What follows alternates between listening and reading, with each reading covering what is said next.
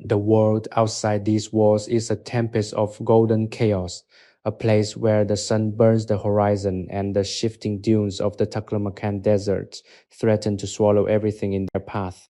The Silk Road is a ribbon of endless noise, the frantic braying of camels, the sharp clatter of coin exchanges, and the desperate chatter of merchants racing against the fading light. But here, in this hidden sacred corner of a merchant's estate in Khotan, the world has been silenced. The thick sun-baked mud brick walls act as a fortress against the roar of the desert, and heavy, intricate tapestries drape over the entrances, muffling the chaos of 980 AD into nothing more than a distant, forgotten memory. Step inside and leave the sand behind the air.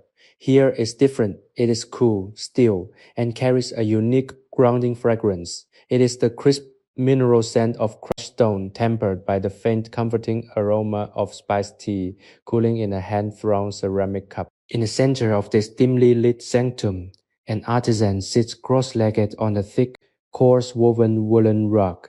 His presence is as steady as the mountain from which his materials were born. He is not merely a worker, he is a keeper of secrets, coaxing life out of unyielding nephrite jade. Before him, a simple wooden treadle shifts in a hypnotic rhythmic dance. It creates a soft, persistent whir, a sound so consistent and steady that it feels like the very pulse of the room.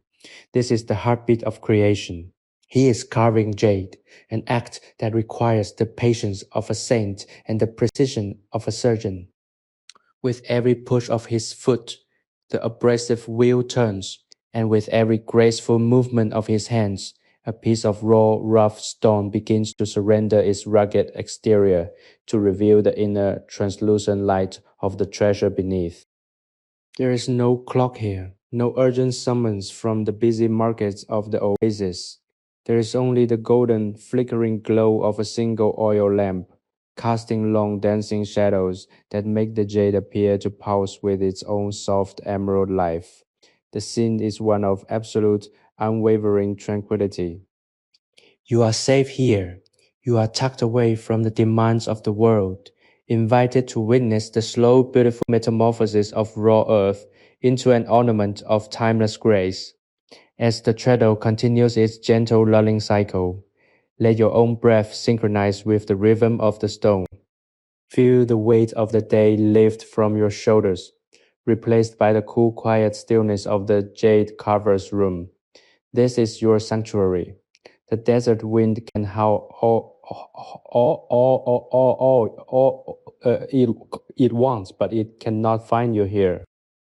The artisan pauses for a fleeting second, his eyes tracing the natural veins in the stone. He does not force the jade to become something it is not. He listens to it. He understands that the stone carries the memory of the Kunlun Mountains, and his role is merely to refine that memory, to smooth the rough edges of nature into a shape that reflects the harmony of the universe. The tactile reality of his work, the fine dust coating his calloused fingertips, the gentle vibration traveling through the wooden bench, is a testament to a life lived in total alignment with the present moment. As he returns to his work, the soft whir thump of the treadle resumes. It is a lullaby of the ancient world.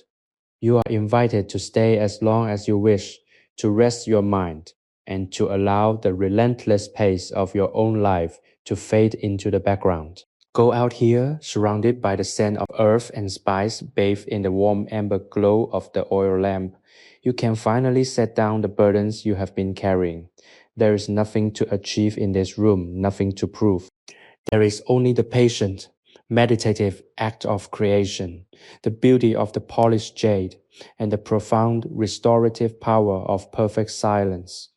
Let the rhythm of the wheel guide you deeper into relaxation, deeper into the safety of this ancient hidden sanctuary.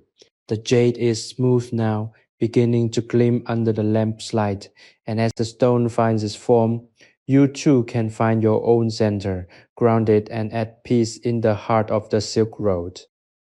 The persistence of the carver is not rooted in ambition, but in an intimate understanding of the medium.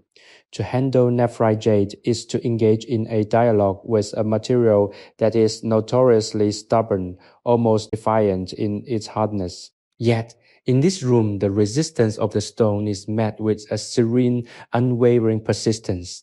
As he works, the carver is not thinking about the merchant who will eventually claim this piece, nor is he contemplating the distance it might travel along the treacherous mountain passes. His world has contracted to the small, illuminated circle of his workstation. He is focused on the way the light catches the slight translucency of the edges he has already thinned. There is an incredible, almost meditative patience required to work with these tools. The wooden treadle, fashioned from sturdy, seasoned timber, responds to his foot with a gentle, squeaking protest that quickly fades into the background, becoming a foundational drone for the room's atmosphere. He presses the jade against the spinning, abrasive disc, and the friction produces a sound like a quiet, persistent whisper, a sibilant hiss that mimics the sound of wind over soft dunes, yet carries the grounding reality of physical work. He knows the stone so well that he can feel the subtle changes in density through the tips of his fingers, vibrations that tell him exactly how much pressure to apply and when to pull back. He pauses, just for a moment, to lift the jade and wipe away the accumulation of gray-white slurry. He blows gently the air from his lips, stirring the fine dust into a light, swirling dance within the golden lamplight. For a brief second, the stone is revealed in its raw, transitional state, partially ground, showing the contrast between the rough, weathered skin of the rock and the smooth, glowing depth of the polished surface. He studies it, not with the critique of a judge, but with the quiet affection of a guardian. He knows the history embedded in this piece, the millions of years of tectonic pressure that formed it, and he feels honored to be the one who finally coaxes its hidden beauty into the light. The tea in the ceramic cup has cooled, a thin film now resting on its surface, but the aroma lingers, a spicy complex blend of cloves, dried ginger and dark tea leaves that hangs in the still air. It is a grounding scent, a reminder of the human element in this quiet, mineral-heavy environment. It bridges the gap between the natural world outside and the refined artistic output of this room. The artisan reaches for the cup, his movements slow and deliberate, calculated to conserve energy and maintain his flow. He sips, the warmth of the tea contrasting with the cool, smooth surface of the jade waiting back on the bench. Everything in this room is designed for this singular purpose. The rocks are piled thick, not just for comfort, but to trap the heat of the day and keep the floor from leaching the warmth from his body as the night deepens. The tapestries, woven with geometric patterns in deep reds and indigos, absorb the sound, ensuring that even a stray pebble kicked by a camel outside cannot penetrate the sanctum. It is a marvel of architecture for the soul, a space built to foster the kind of deep, uninterrupted concentration that allows a man to lose himself in his craft.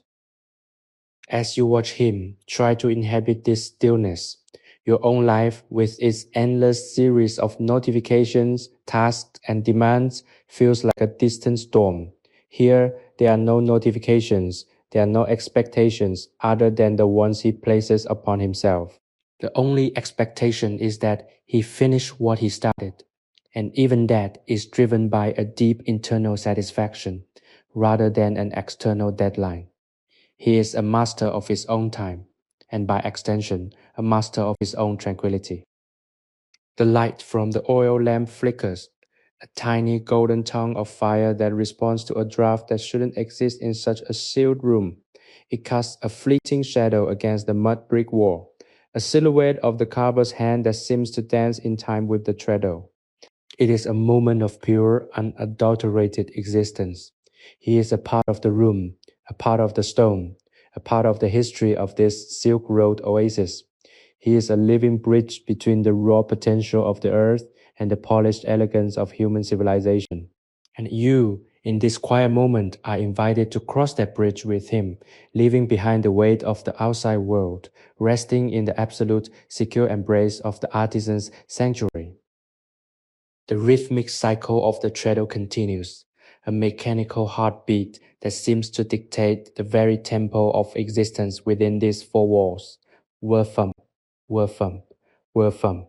The sound is hypnotic, a gentle oscillation that vibrates through the thick woolen rug and into the soles of the artisan's feet. It is a grounding sensation, a physical tether to the earth that contrasts beautifully with the delicate ephemeral nature of the jade ornament he is sculpting. He doesn't look at the window, for there is no window to look through, only the solid, reassuring presence of the mud brick walls that hold the world at bay. Those walls, sun-dried and thick, possess a thermal inertia that keeps the interior at a perfect, unchanging temperature, unaffected by the wild fluctuations of the desert day and night. Inside this chamber, the concept of urgency is discarded entirely. Time is not measured by the passing of hours or the rotation of the sun, but by the gradual transformation of the nephrite. He feels the surface of the stone becoming increasingly smooth under his fingertips. The coarse, abrasive grit of the initial shaping phase has been replaced by a finer compound, and the sound of the wheel has shifted from a harsh, grinding rasp to a softer, more musical hum.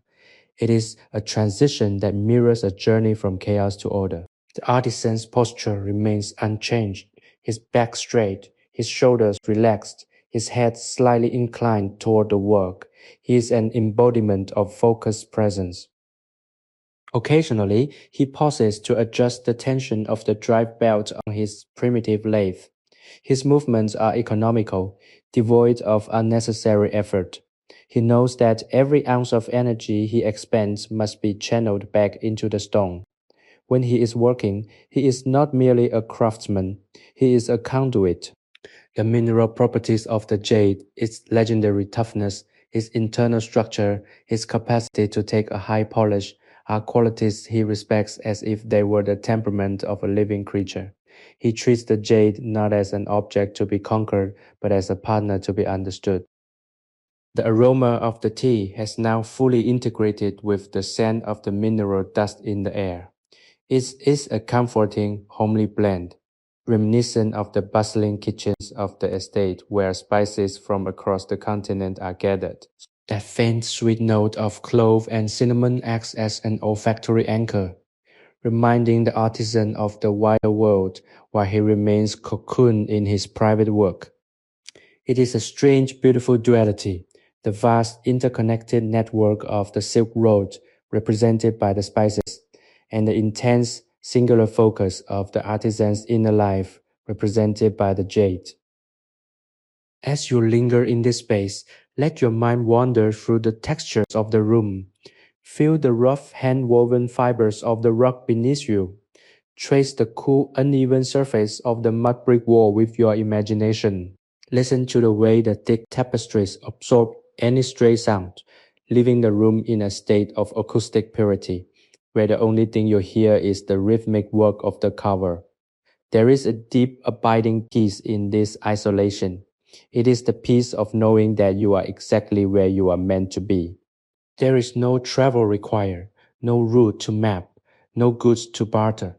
You are simply here in the company of a master who is perfectly content to spend his night shaping a piece of the earth into something beautiful. The lamp flame flares, casting a brilliant golden glow over the carver's face, revealing the calm concentration in his eyes.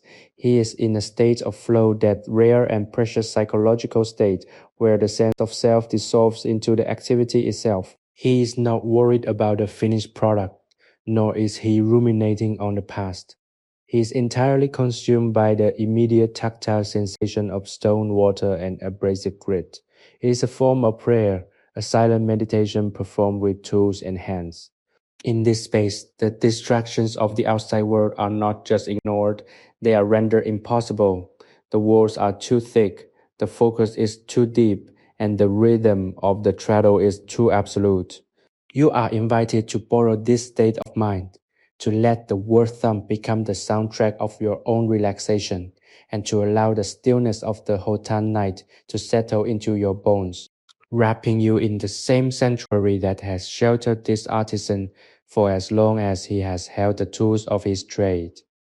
Every revolution of the wheel brings him closer to completion, and every revolution brings you closer to a state of profound, undisturbed rest.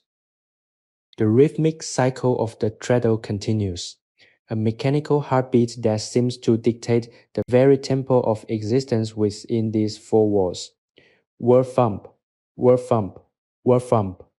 The sound is hypnotic, a gentle oscillation that vibrates through the thick woolen rug and into the soles of the artisan's feet. It is a grounding sensation, a physical tether to the earth that contrasts beautifully with the delicate, ephemeral nature of the jade ornament he is sculpting. He doesn't look at the window, for there is no window to look through, only the solid, reassuring presence of the mud brick walls that hold the world at bay. Those walls, sun-dried and thick, possess a thermal inertia that keeps the interior at a perfect, unchanging temperature, unaffected by the wild fluctuations of the desert day and night. Inside this chamber, the concept of urgency is discarded entirely. Time is not measured by the passing of hours or the rotation of the sun, but by the gradual transformation of the nephrite. He feels the surface of the stone becoming increasingly smooth under his fingertips. The coarse, abrasive grit of the initial shaping phase has been replaced by a finer compound, and the sound of the wheel has shifted from a harsh, grinding rasp to a softer, more musical hum. It is a transition that mirrors a journey from chaos to order. The artisan's posture remains unchanged, his back straight, his shoulders relaxed, his head slightly inclined toward the work. He is an embodiment of focused presence. Occasionally, he pauses to adjust the tension of the dry belt on his primitive lathe. His movements are economical, devoid of unnecessary effort. He knows that every ounce of energy he expends must be channeled back into the stone. When he is working, he is not merely a craftsman, he is a conduit. The mineral properties of the jade, its legendary toughness, its internal structure, its capacity to take a high polish, are qualities he respects as if they were the temperament of a living creature. He treats the jade not as an object to be conquered, but as a partner to be understood. The aroma of the tea has now fully integrated with the scent of the mineral dust in the air. It is a comforting, homely blend, reminiscent of the bustling kitchens of the estate where spices from across the continent are gathered. That faint, sweet note of clove and cinnamon acts as an olfactory anchor, reminding the artisan of the wider world while he remains cocooned in his private work. It is a strange, beautiful duality, the vast interconnected network of the Silk Road represented by the spices and the intense, singular focus of the artisan's inner life represented by the jade. As you linger in this space, let your mind wander through the textures of the room. Feel the rough hand-woven fibers of the rug beneath you. Trace the cool, uneven surface of the mud brick wall with your imagination. Listen to the way the thick tapestries absorb any stray sound, leaving the room in a state of acoustic purity where the only thing you hear is the rhythmic work of the carver. There is a deep abiding peace in this isolation. It is the peace of knowing that you are exactly where you are meant to be. There is no travel required, no route to map, no goods to barter. You are simply here, in the company of a master who is perfectly content to spend his night shaping a piece of the earth into something beautiful. The lamp flame flares, casting a brilliant golden glow over the carver's face, revealing the calm concentration in his eyes. He is in a state of flow, that rare and precious psychological state where the sense of self dissolves into the activity itself. He is not worried about the finished product, nor is he ruminating on the past. He is entirely consumed by the immediate tactile sensation of stone, water, and abrasive grit. It is a form of prayer, a silent meditation performed with tools and hands. In this space, the distractions of the outside world are not just ignored, they are rendered impossible. The walls are too thick, the focus is too deep, and the rhythm of the treadle is too absolute. You are invited to borrow this state of mind, to let the word thump become the soundtrack of your own relaxation, and to allow the stillness of the Khotan night to settle into your bones, wrapping you in the same sanctuary that has sheltered this artisan for as long as he has held the tools of his trade. Every revolution of the wheel brings him closer to completion, and every revolution brings you closer to a state of profound undisturbed rest. The night deepens outside the walls of the estate, and while the rest of the oasis begins to quieten under the vast star-strewn canopy of the Taklamakan sky, the interior of the carver's room remains a constant golden-hued bastion of industry. The oil lamp is running low on fuel, yet the artisan does not falter. He reaches out with his left hand, his movements fluid and practiced, to adjust the wick, ensuring the flame remains bright and steady. The change in the quality of light is subtle, yet it alters the way the translucency of the jade is revealed.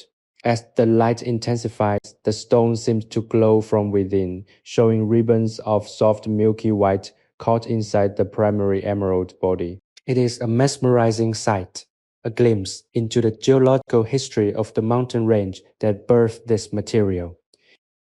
He shifts his weight slightly on the rug, his muscles moving with the supple grace of a man who has practiced this exact posture for thousands of hours.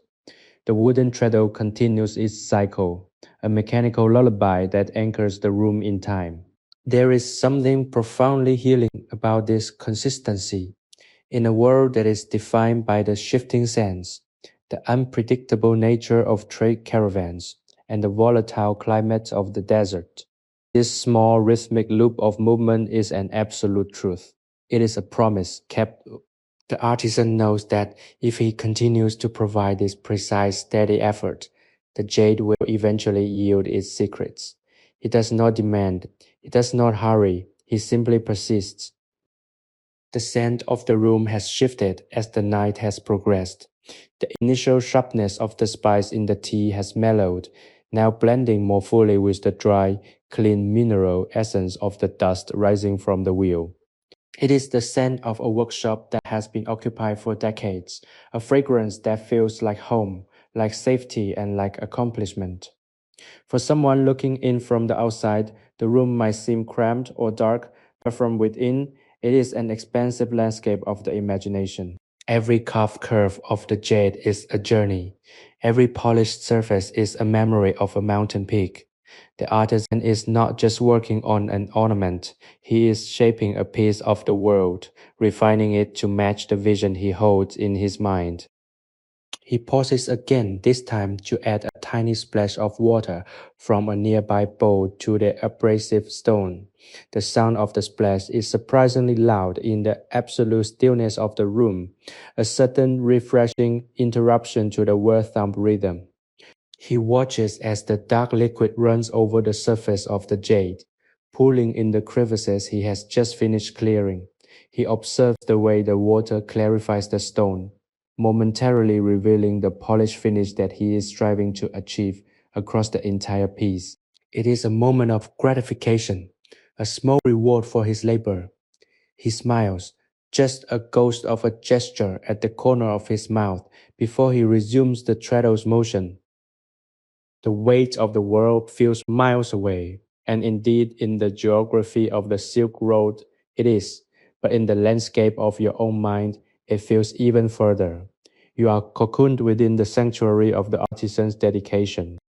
The rhythmic pulse of the workshop acts as a barrier, effectively screening out any anxious thoughts or remnants of the day's responsibilities. There is a deep, resonant comfort in this, a reminder that human beings have always sought such spaces, places of quiet, places of focus, places where we can lose ourselves in the productive, soul-nourishing work of our hands. Listen to the sound of the wheel again. Focus on the way the vibration moves through the wooden frame of the lathe. Feel that resonance in your own body. It is a soothing, low-frequency hum that promotes a sense of inner alignment. You are being lulled, not into sleep, but into a state of profound, alert relaxation. You are observing the process of creation in its purest form, unburdened by the vanity of the final result, concerned only with the integrity of the act itself. The oil lamp cast a long, flickering shadow across the tapestries, making the walls seem to breathe in time with the treadle. It is a living, shifting, protective environment that has been carefully constructed to support the artisan's journey, and by extension yours. As the hours crawl toward midnight, the room feels increasingly like an island of stability in an ocean of uncertainty. The desert wind might be scouring the dunes outside, picking up grains of sand and carrying them across the vast empty plains. But here, the air is still and sweet. The jade is nearing its final form, the sharp angles now softened, the surface beginning to take on a waxy, lustrous sheen that only nephrite can achieve. It is a transformation of the most profound kind, a shift from the raw, chaotic energy of the earth to the refined, harmonious energy of art. You are resting at the heart of this transformation, anchored by the sound, the scent, and the sight of the work, finding peace in the knowledge that everything is, at this very moment, exactly as it should be. The stillness of the room is now so absolute that the very atmosphere seems to thicken, becoming a tangible blanket of tranquility that wraps around the artisan and his silent observer. The oil lamp, having been tended to with such care, continues to burn with a steady golden tenacity, illuminating the intricate dance between hand and stone. There is a profound sense of completeness here. The artisan has reached that stage of his work where the physical effort is no longer a conscious struggle but an intuitive flow.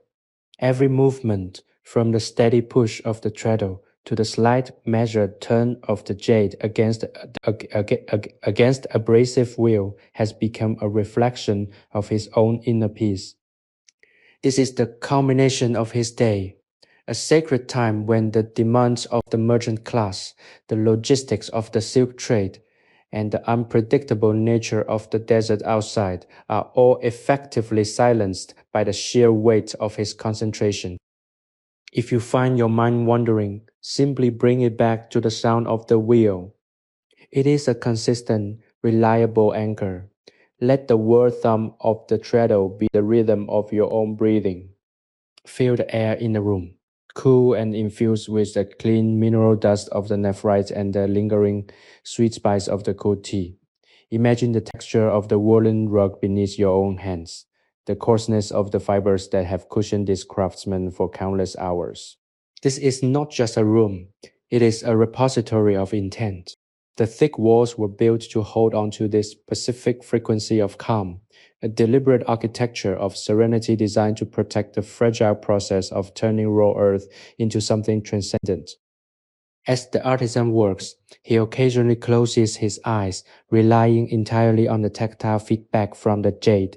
He can feel the temperature of the stone, the way it heats up slightly from the friction, and he knows precisely when to ease off, allowing it to cool before continuing. This level of intimacy with his materials is what separates the true master from the apprentice. He understands that the jade is not merely an object, it is a story told by the earth, and he is the narrator, carefully etching the narrative into a shape that can be worn, held, or gifted. There is a deep moral beauty in this process, an affirmation that even the most stubborn raw elements of our world can be coaxed into harmony through patience and grace. Think of your own life, the stresses that often feel like sharp, abrasive edges. Imagine holding those stresses against a wheel like this, feeling them slowly erode as you apply the gentle, steady pressure of your own awareness. You do not need to fight them with force, you only need to work them with patience. Let the friction of your own worries be smoothed away by the simple rhythmic act of existing in this space. There is no need to rush to the finish. No need to worry about the final shape of your own internal masterpiece. The value is not in the end, but in the constant rhythmic and intentional process of refinement. This sanctuary, this inner room in the heart of Khotan, serves as a reminder that we are capable of creating such spaces within ourselves, regardless of our surroundings. We can build our own inner tapestries, thick enough to muffle the storms of life. We can find our own rhythm, a personal treadle that keeps us grounded when the world tries to knock us off balance, and we can nurture our own inner light, that single oil lamp that flickers, yes, but persists in the darkness, illuminating the path forward. As you sit here in the quiet glow, remember that you are part of a long, unbroken tradition of those who seek peace through craft, whether it is carving, writing, tending to a garden, or simply observing the world with intent. The act of creation is an act of restoration. It restores our perspective, our calm, and our connection to the fundamental beauty of the world. If you are looking for more moments of quiet reflection and want to explore the history of such sanctuaries, consider subscribing to our channel and joining our community of seekers. By subscribing, you become part of a larger conversation about the intersection of history, mindfulness, and the human spirit. Your support allows us to continue crafting these immersive, peaceful experiences, ensuring that you always have a place to retreat to when the world feels a little too loud. Together, we can continue to preserve these stories, one rhythmic heartbeat at a time. Stay with the rhythm. Let the rhythm carry you deeper into the quiet. The night is long, the sanctuary is secure, and you have all the time in the world to simply be. There is no expectation here, only the invitation to rest. The jade continues to turn. The lamp continues to glow, and the peace of the Khotan oasis remains yours to inhabit for as long as you need. Feel the weight of your body sink deeper into the rug, the tension leaving your limbs, the breath slowing down to match the steady, inexorable progress of the artisan's wheel. You are safe, you are grounded, and you are perfectly profoundly at rest. The transition from the intense focus of the last hour into the deep, velvet quiet of the late night feels like a slow descent into a warm, dark pool. The artisan, having reached a critical stage in the refinement of the jade, has slowed the treadle significantly. The word thumb has softened, transforming from a steady industrious pulse into a low meditative vibration that seems to emanate from the very floorboards of the chamber. This shift in tempo changes the room entirely. It is no longer a workshop of production, but a space of contemplation. The air is still heavy with the scent of spent oil, dust, and the lingering sweet spice of the tea, which has now reached an ambient temperature, reflecting the equilibrium of the room itself. As the wheel turns slower, the light from the oil lamp plays tricks on the eye. The translucent jade, now nearly translucent to the core, casts soft, shifting emerald reflections onto the artisan's calloused fingers. It is a dance of light and shadow that requires no interpretation, only observation. You might find your eyes tracking the movement, following the gentle sweep of the wheel as it makes its rounds. This is a form of visual lullaby, an intentional movement designed to soothe the nervous system and anchor the mind in the present. The artisan himself seems to be in a dreamlike state, his eyes half-lidded, his breathing synchronized with the motion of the stone. He is no longer carving in the conventional sense. He is communing with the material, letting the jade dictate its own final perfect form. Consider the journey of this nephrite. It was torn from the icy high-altitude rivers of the Kunlun Mountains, carried by mule and man across miles of treacherous terrain, through dust storms and desert heat, only to arrive here in this quiet, modest room in Khotan. It has traveled across the world to find this moment of silence, this encounter with an artisan who understands its worth, not in gold or coin, but in the potential for beauty. There is something profoundly poetic about this. It suggests that everything, no matter how rugged or unrefined, possesses an inherent order that is waiting to be uncovered, provided we have the patience to look and the steady hand to wait for the reveal. The tapestries hanging on the walls seem to ripple slightly, though there is no wind in this room. It is a trick of the flickering light, yet it adds to the sense that the room is a living, breathing organism. It protects, it insulates, and it holds space for the delicate work being performed within. In this environment, the concept of time begins to stretch. The minutes feel like hours, and yet the hours pass in a heartbeat. There is no anxiety about what comes next, no dread for the approaching dawn. There is only this room, this lamp, this stone, and the profound shared stillness. If you are feeling the weight of the day, release it here. The thick walls will carry the burden for you. The rug beneath you is strong enough to support your exhaustion. The rhythm of the treadle is steady enough to hold your attention, keeping you from drifting into the chaotic thoughts that occupy your waking hours. This is the beauty of the artisan's life.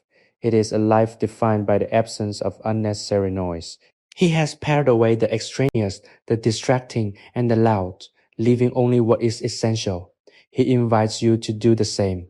What can you release tonight? What unnecessary thoughts are you carrying that can be set down like a heavy bag at the door of this courtyard? The artisan's hand is steady, his touch light. He is polishing the jade now with a fine, soft hide, the final step in a long process of transformation. The sound has changed again. It is now a rhythmic, soft sliding noise, a sound that is almost musical in its consistency. It is the sound of success of the goal nearing its completion. He does not rush. He takes his time, polishing one facet, then turning the stone to catch the light, then polishing another.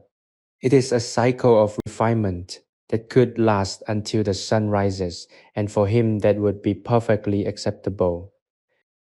There is an inherent dignity in this level of dedication. It is a reminder that we are all in our own way works in progress. We are all being shaped by our experiences, polished by our trials, and refined by our focus. We do not have to be finished products to be beautiful. The raw stone, the partially polished jade, the completed ornament all have their own integrity. Each stage is necessary, each stage is valuable, and each stage deserves to be held in the light of kindness. As you settle further into the quiet, let the atmosphere of the room seep into your own consciousness. You are part of a long history of humanity that seeks peace in the quiet corners of the world. Sleepy History with Theodore is a sleep history storytelling platform created for entertainment, inspiration, education, and the promotion of positive emotional values. It is a space where the noise of the present is traded for the wisdom of the past, where we can pause our lives to appreciate the slow, steady rhythm of those who came before us. By connecting with these stories, we connect with ourselves, finding common ground in our shared human need for peace, for purpose, and for rest. Let this knowledge anchor you, let the stillness hold you, and let the gentle, persistent movement of the artisan's work carry you into a state of deep, restorative calm. You are in good hands here, in the heart of the Silk Road, where the jade is smooth, the tea is cool, and the night is eternal. The progression of the evening has brought the room to a state of near-perfect suspended animation. The artisan has reached the final delicate stage of the finishing process.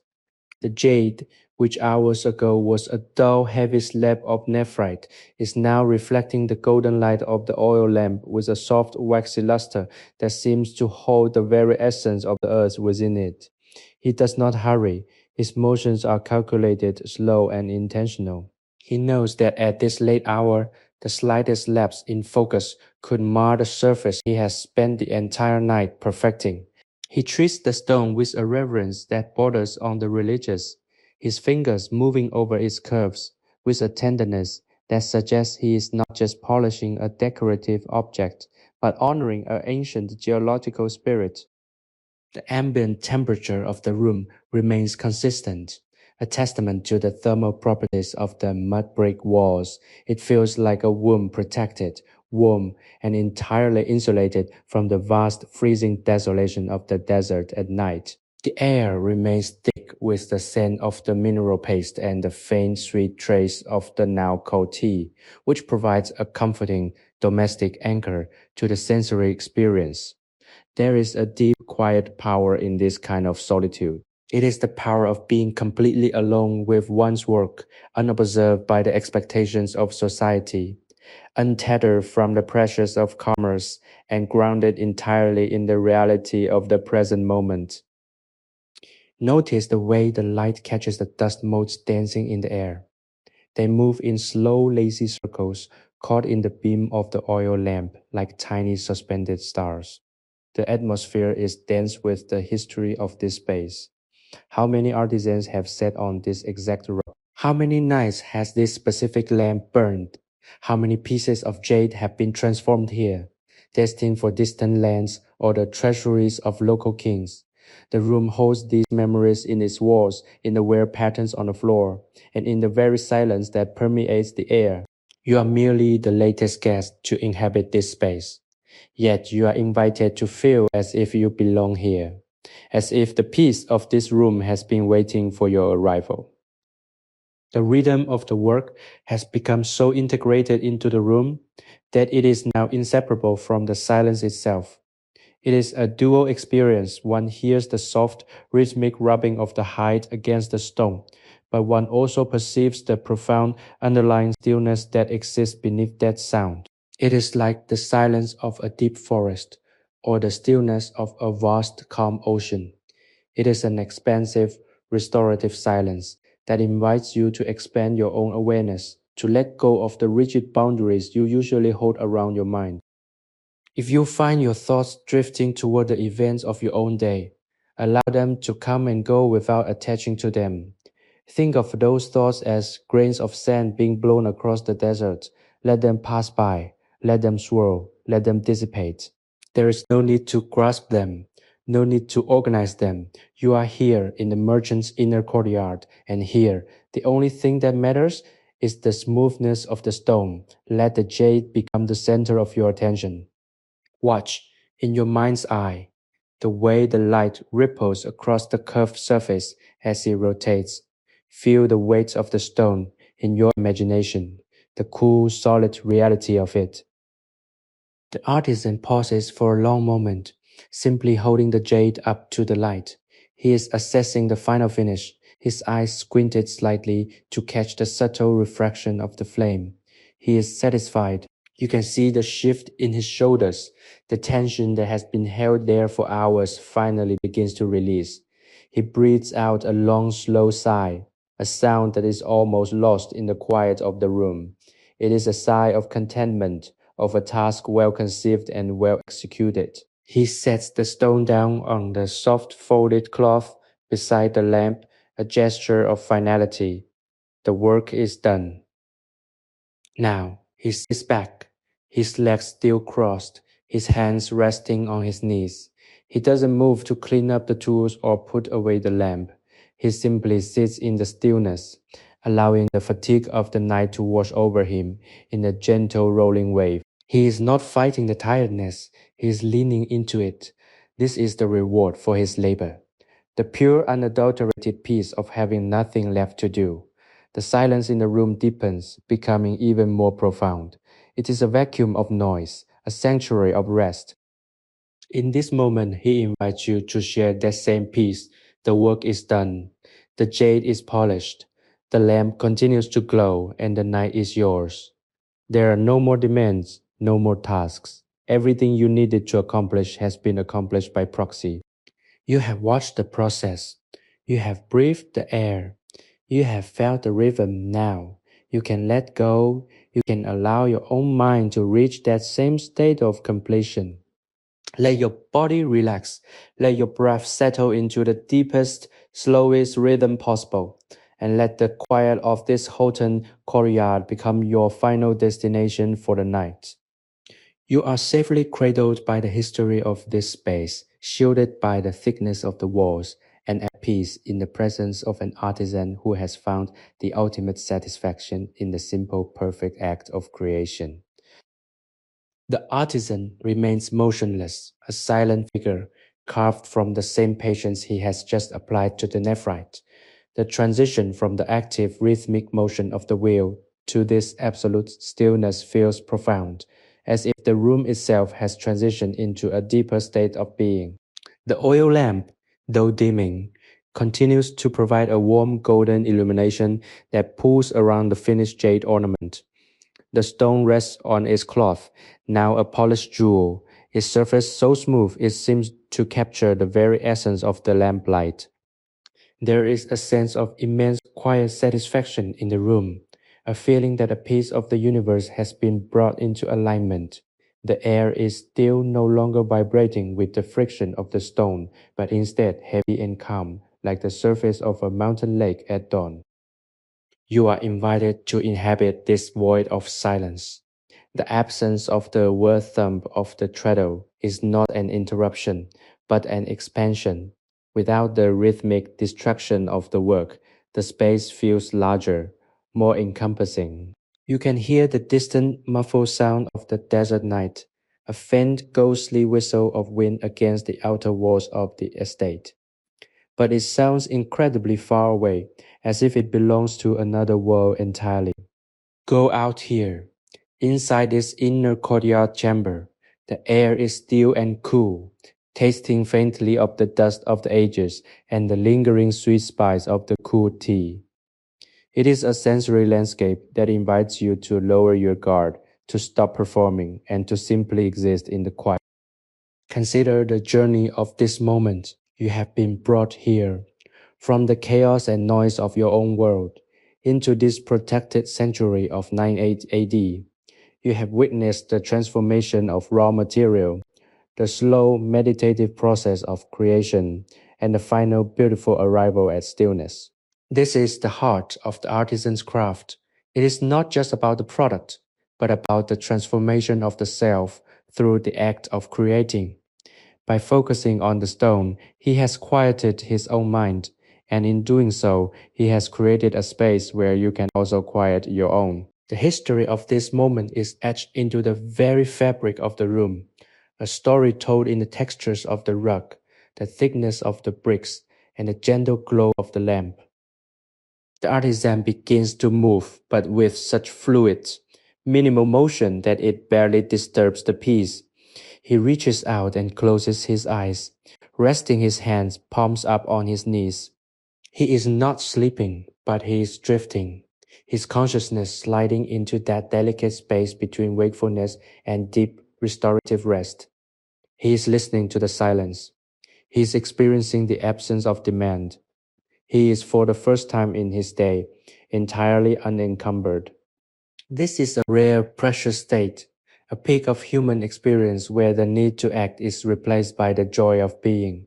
He is content, not because of what he has achieved, but because he has arrived at a place of internal harmony. You are welcome to sit with him, to share in this equilibrium. You don't need to do anything. You don't need to track the time or wait for the next part of the story. You have already reached the point of rest. The work is finished, the tools are put away, and the night is deep and secure. Feel your own muscles softening, the tension draining out of your jaw, your shoulders, your hands. Feel the weight of your presence in this space. You are anchored here, just as the artisan is anchored on his rug. The thick walls protect you, the tapestries cushion you, and the darkness of the room embraces you.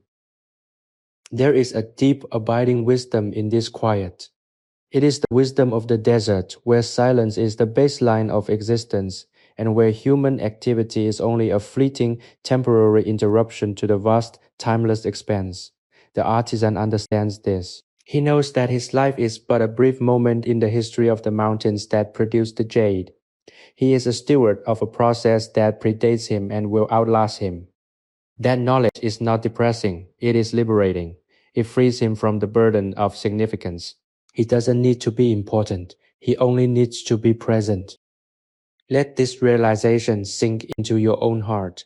You are not required to be more than you are. You are not required to carry the world on your shoulders.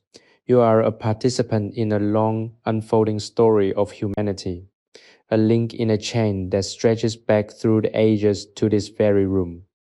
By resting here, by acknowledging the value of this stillness, you are honoring that lineage. You are participating in the creation of peace.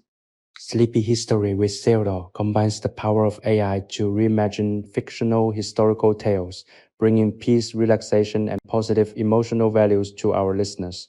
This is your sanctuary. This is your moment of rest. Let the night carry you.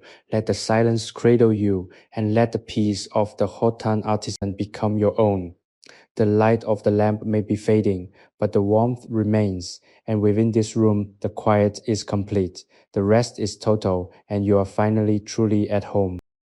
The silence of the room has now achieved a weightless quality, as if the air itself has grown heavy, with the essence of time passed in deep focus.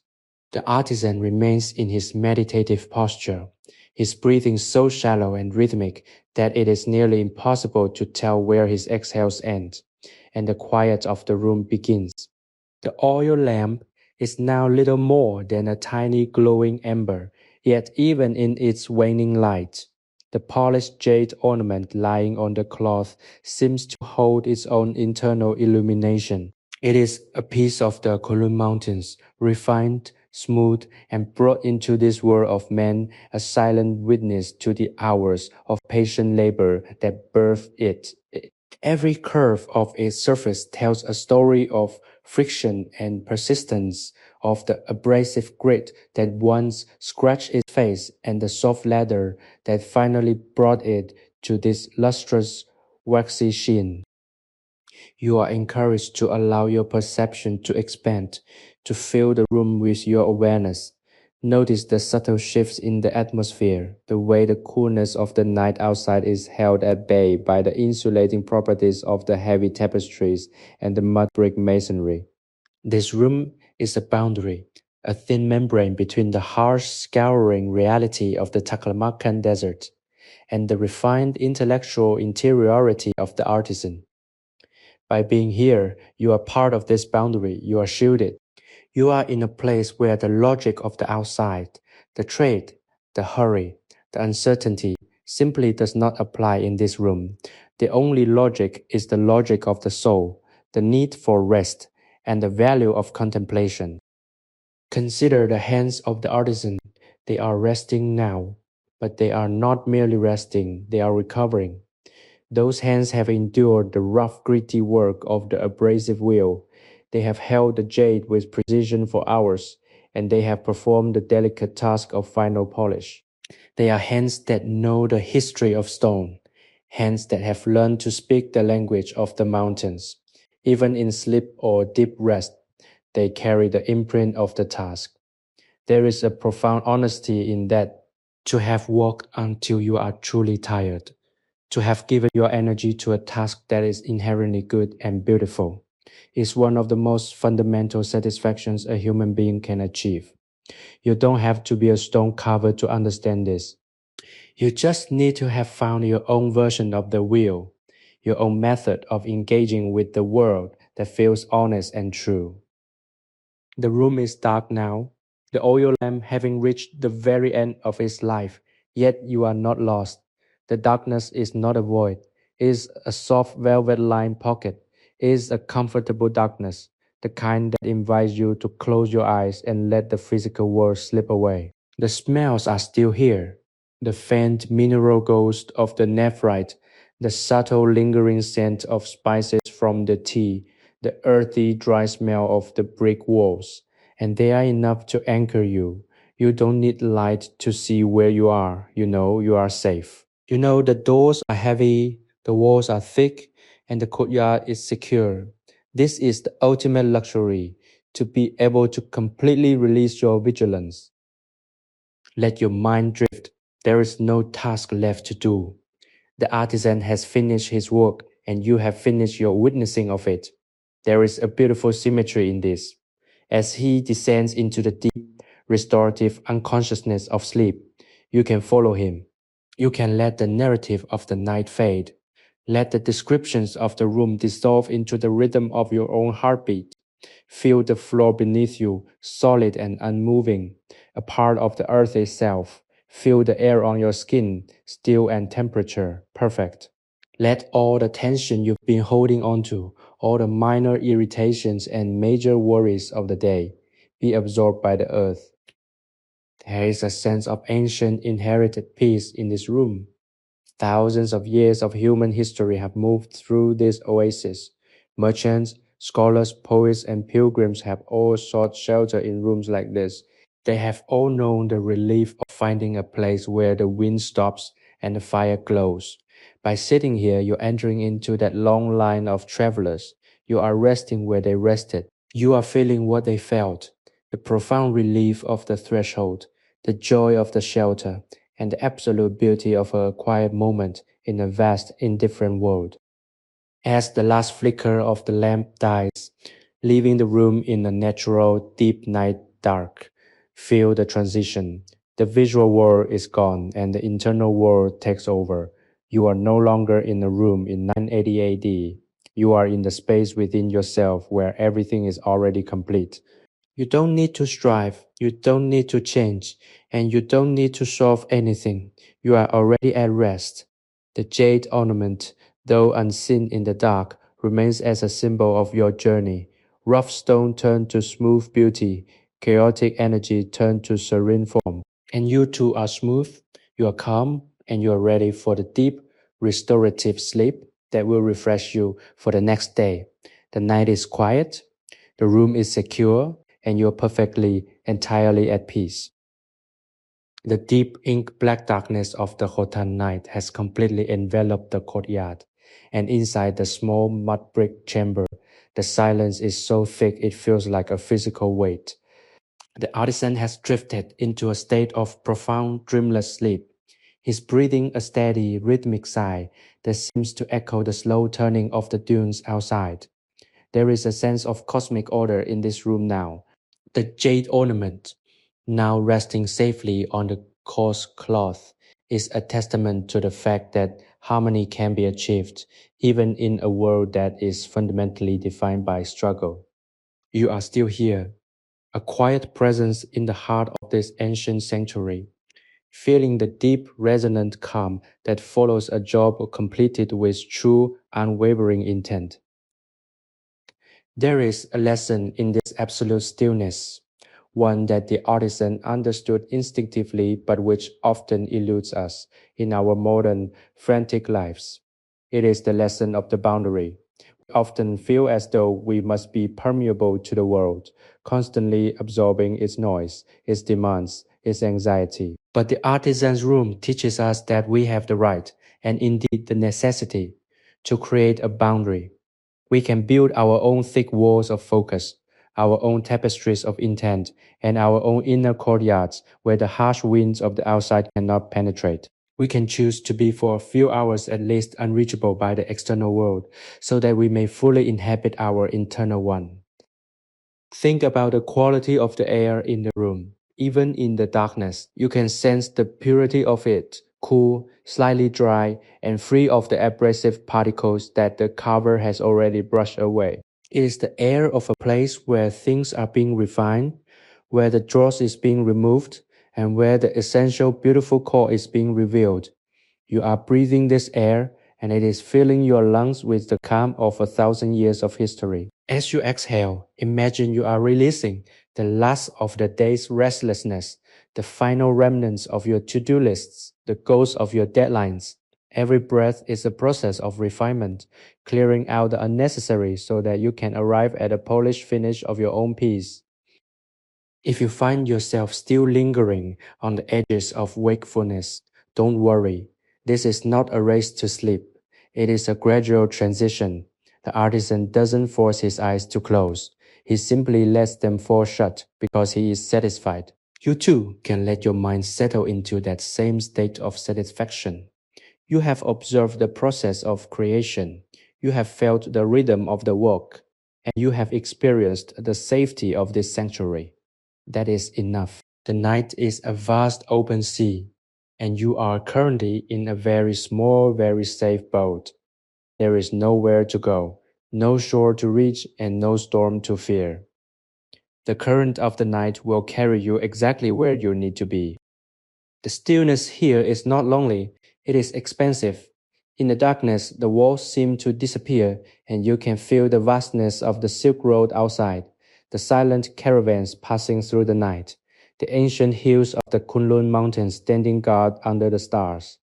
You are connected to all of this, yet you are completely protected from it. You are a silent observer of the ancient world, and the peace you are feeling is the same peace that has been found by travelers and residents of this oasis for centuries.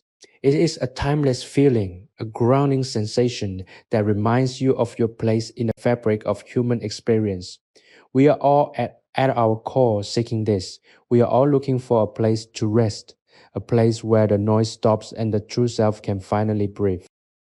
As you sit in this deep, quiet dark, allow yourself to acknowledge the value of this time.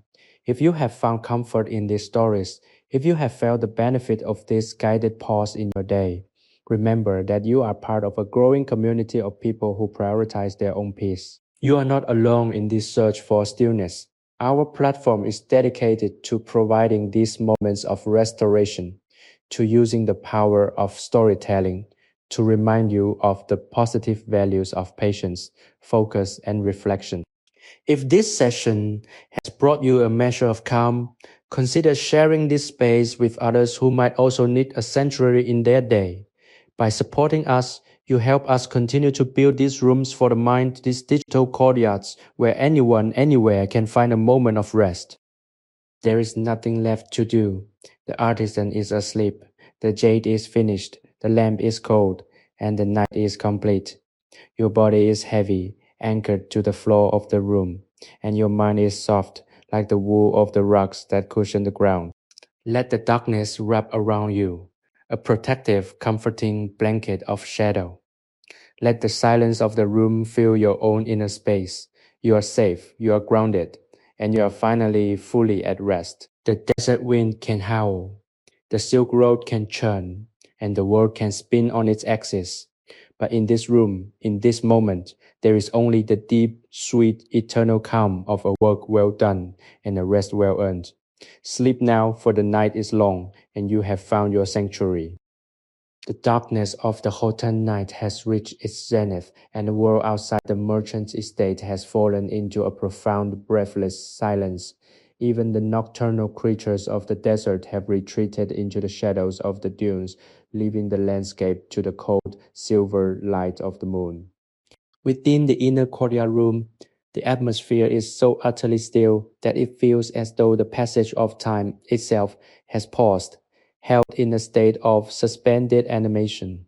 The artisan, deep in his restorative slumber, is a statue of peace, his limbs relaxed, his chest rising and falling with a slow, hypnotic regularity. The jade ornament, now resting upon the rough-hewn table, has faded into the shadows, a hidden treasure waiting for the return of the sun to reveal its newly polished glory. You are floating in the heart of this silence. There is no sensation of movement, no internal pressure to be anywhere other than where you are. The room, which once felt like a bustling workshop of activity, has now become a sanctuary of absolute rest. It is as if the very air has been transformed into a soothing, invisible liquid, supporting you in your own stillness. You can feel the texture of the thick woolen rug beneath your awareness, the grounding solidity of the mud brick walls that enclose this space, and the protective embrace of the tapestries that have done such a marvelous job of shutting out the chaos of the Silk Road. Consider the journey that brought you here, not just to this specific room, but to this specific moment in your own life. Perhaps the day was long. Perhaps the challenges felt insurmountable. Perhaps you have been searching for a way to quiet the inner noise that follows you everywhere. Go out here. You have found the antidote. You have seen how a man of 98 AD found his peace, not by fleeing the world, but by engaging with it in a way that was true to his own nature. He didn't seek to change the mountain, nor did he try to hurry the stone. He accepted the reality of his craft and found his satisfaction in the process itself. You are learning that same lesson. You are accepting the reality of your own day, letting go of the need to control the outcome, and finding your rest in the simple, honest act of breathing. The air in the chamber is cooling as the night wears on, but it is a refreshing, clean cold, the kind that makes you want to wrap yourself in a warm blanket and drift deeper into sleep. The scent of the room has evolved. The mineral dust has settled. The spices have faded, and what remains is the earthy, comforting smell of home. It is the scent of a place where one is truly safe. You can feel that safety in the way your body has softened, the way your heartbeat has slowed to match the quiet pulse of the room, and the way your mind has stopped trying to solve the problems of the outside world. There is a profound beauty in this lack of demand. In the world, beyond these walls, there is always someone expecting something, always a deadline to meet, always an image to maintain. But here you are a ghost. You are an invisible guest in the home of an artisan who does not know you, who does not need anything from you, and who is currently lost in the same deep rest that you are seeking. There is a sense of equality here that is rare in the waking world. We are all at the end of our work, just people looking for a place to lay our heads. We are all seeking the same comfort, the same quiet, the same connection to the earth beneath us. As you linger in the dark, let your imagination wander through the architecture of this room. Visualize the heavy, hand-woven curtains, the intricate patterns of the tapestries depicting scenes of the Silk Road, the thick, sun-baked bricks that have held their temperature for so many hours. Each detail is a block in the foundation of your own peace. Every fiber of the rock is a thread of comfort. The room is a physical manifestation of a state of mind, and by being here, you are inhabiting that state. You are building this room within yourself, and you can return to it whenever the world gets too loud. Do not worry about the end of the night. Do not worry about the morning light that will eventually return to the Taklamakan. That is a future problem, and it has no place in this sanctuary. The night is yours to inhabit, the silence is yours to savor, and the rest is yours to claim. Feel the weight of your eyelids, the deep, heavy relaxation of your limbs, and the total blissful surrender of your thoughts. You are drifting on a sea of quiet, anchored by the history of this place, and guided by the same peace that the artisan has found. Sleep is not just an escape, it is a return to your own essence. It is the moment when you set down the mask you wear for the world and simply, authentically are, and as you let go, trust that the sanctuary will remain, the peace will hold, and you will wake only when you are truly deeply refreshed. The stillness of the midnight hour has deepened, casting a protective shroud over the merchant's inner courtyard. In the heart of this silence, the artisan remains deeply submerged in the rhythm of his own dreams, his presence a steady anchor in the room.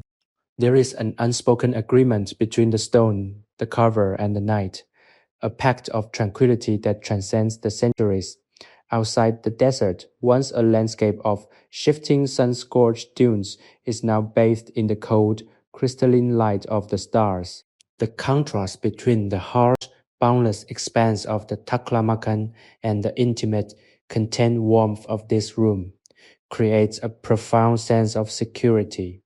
You are at the center of this contrast, resting in the very heart of the sanctuary. Observe the way your mind has begun to mirror the environment. Just as the room has been stripped of the day's industry and noise, your thoughts have been stripped of their urgency and agitation. There is no longer a need to analyze, to plan, or to fret. The mental landscape has become as smooth and polished as the nephrite jade resting on the table. This is the ultimate gift of the artisan's craft, the ability to induce a state of grace through the application of focused, patient effort. He applied this to the stone, and in doing so, he created the conditions for you to apply it to your own consciousness. You are currently experiencing the result of that effort. The air remains cool and still, a thin, crisp medium that carries the faint, lingering ghosts of the room's history. You can detect the memory of the cedar wood used in the treadle, the iron of the tools, the deep earthy clay of the bricks, and the subtle floral notes of the tea that was brewed hours ago. These are the sensory anchors that keep you tethered to the reality of the room, preventing you from drifting too far into the abstract. They are the comforts of home, even when that home is far away in time and space. They ground you in the truth that you are a physical being in a physical space, and that space is entirely, unconditionally supportive of your rest. As you lean into the darkness, let yourself become aware of the sheer weight of the history surrounding you. This estate has witnessed generations of lives. The laughter of children in the outer courtyard, the intense debates of merchants over silk prices, the quiet prayers of travelers offering thanks for safe passage, and the solitary meditative work of artisans like the one before. Every brick, every tapestry, every floorboard is saturated with the human experience of finding shelter. You are participating in that long, beautiful lineage. You are not a stranger in this room. You are the latest in a long line of those who have sought refuge, and the room welcomes you with the same depth of silence it has offered to all who came before. Feel the sensation of your body against the surface you are resting upon. Let every muscle group, from the tips of your toes to the muscles of your scalp, release its grip. Imagine that you are made of the same material as the jade, initially stubborn and cold, but now yielding, becoming soft and smooth under the steady pressure of the night. There is no friction left in you. There is only the smooth, waxy surface of your own existence, reflecting the calm of the room. This is a state of total, unadulterated release. It is the feeling of being entirely supported by the ground, without the need for effort or holding. You have reached a point where the distinction between yourself and the room is beginning to blur. The silence you are listening to is the same silence that resides within you. The peace you are sensing is the same peace that you are capable of generating. You have become an integral part of the architecture of this sanctuary. The walls aren't just enclosing you, they are reflecting your own internal state back to you. You are the quiet, you are the cool, you are the rest. And because you are this, you can carry it with you. Even when you wake and the world rushes back in, you will be able to remember this room. You will be able to recall the scent of the mineral dust, the sound of the treadle, the feeling of the darkness. And you will be able to return here in your own mind whenever you need to find your center. The night is far from over and the sanctuary remains yours. Do not be in a hurry to move, to speak, or to transition back into your waking life. There is nothing waiting for you that is more important than this rest. The world will be there in the morning, but this specific perfect stillness is only available right now. Savor it. Let it permeate every cell of your body. Let it cleanse your mind of the remaining debris of the day. You are currently in the safest place in the world, and you have all the time you need to fully inhabit that safety. The artisan sleeps, the jade waits, and you are free to lose yourself in the profound restorative depths of the silence. The hour is late, and the world has completely receded, leaving only this pocket of stillness in the heart of the Khotan estate. The artisan's steady, deep breathing is a gentle tide, rising and falling in the darkness, a lullaby that has continued unbroken through the long stretch of the night. Within this chamber, the very fabric of existence seems to have simplified. The complex, demanding layers of the outside world, the ambitions, the anxieties, the constant hum of societal expectations are entirely absent here. You are left with only the most basic elements of life: the cool, clean air, the feeling of the earth beneath you, and the profound restorative comfort of silence. It is a space designed for the soul to reset, to shed the burdens that were never meant to be carried in the first place, and to return to its own natural state of calm. Notice how your perception of time has shifted. You are no longer measuring the night by the rotation of the stars or the passing of the hours. You are measuring it by the depth of your own relaxation. The time for doing is over. The time for being is here. This transition is not a loss but a gain. In our constant pursuit of progress, we often forget that the most significant growth happens in the moments when we stop, when we reflect, and when we allow our own internal currents to settle. This sanctuary is not a retreat from life. It is a retreat into the very heart of it. It is where you find the perspective, the clarity, and the emotional resonance that make your life meaningful. The physical sensation of the room is one of total, enveloping safety.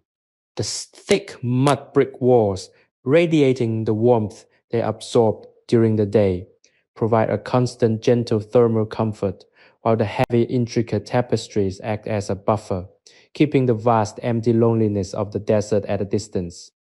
You can imagine these tapestries, woven with deep reds, indigos, and golds, absorbing the sound of the wind, the cry of a night bird, and the distant shuffle of a camel train, turning it all into nothing more than a faint rhythmic pulse that only reinforces the quiet. You are in a cocoon of history, held by the efforts of those who built this place to be a shelter against the harshness of the Silk Road.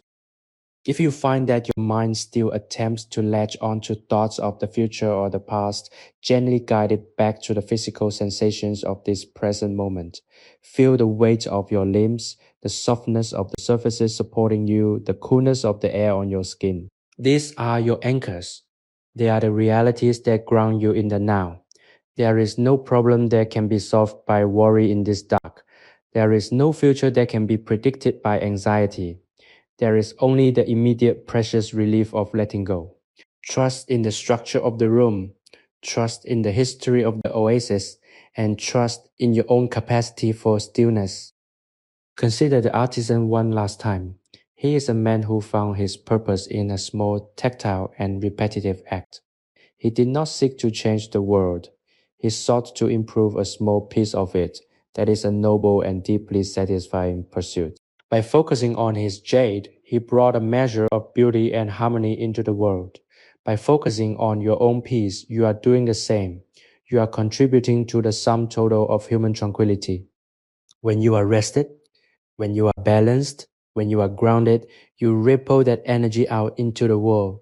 You become a stabilizing force for everyone you encounter. Your peace matters not just for you, but for the world around you. As you continue to drift in this sanctuary, know that this experience is a gift you have given yourself. You have made the choice to pause, to listen, and to rest. You have claimed this time as your own. That is a powerful and necessary act. If you have felt the healing nature of this space, if you have found a sanctuary in this journey through the history of Khotan, please consider joining our community by subscribing to our channel. Your support allows us to continue to open the doors to these quiet rooms, to share these stories of ancient peace, and to help our listeners navigate the noise of their own lives. We are building a space where the values of patience, focus, and emotional harmony can thrive. And you are a vital part of that mission. Thank you for being a part of this story, for sitting in this courtyard with us, and for prioritizing your own rest. The night is quiet, the air is sweet, and you are safe.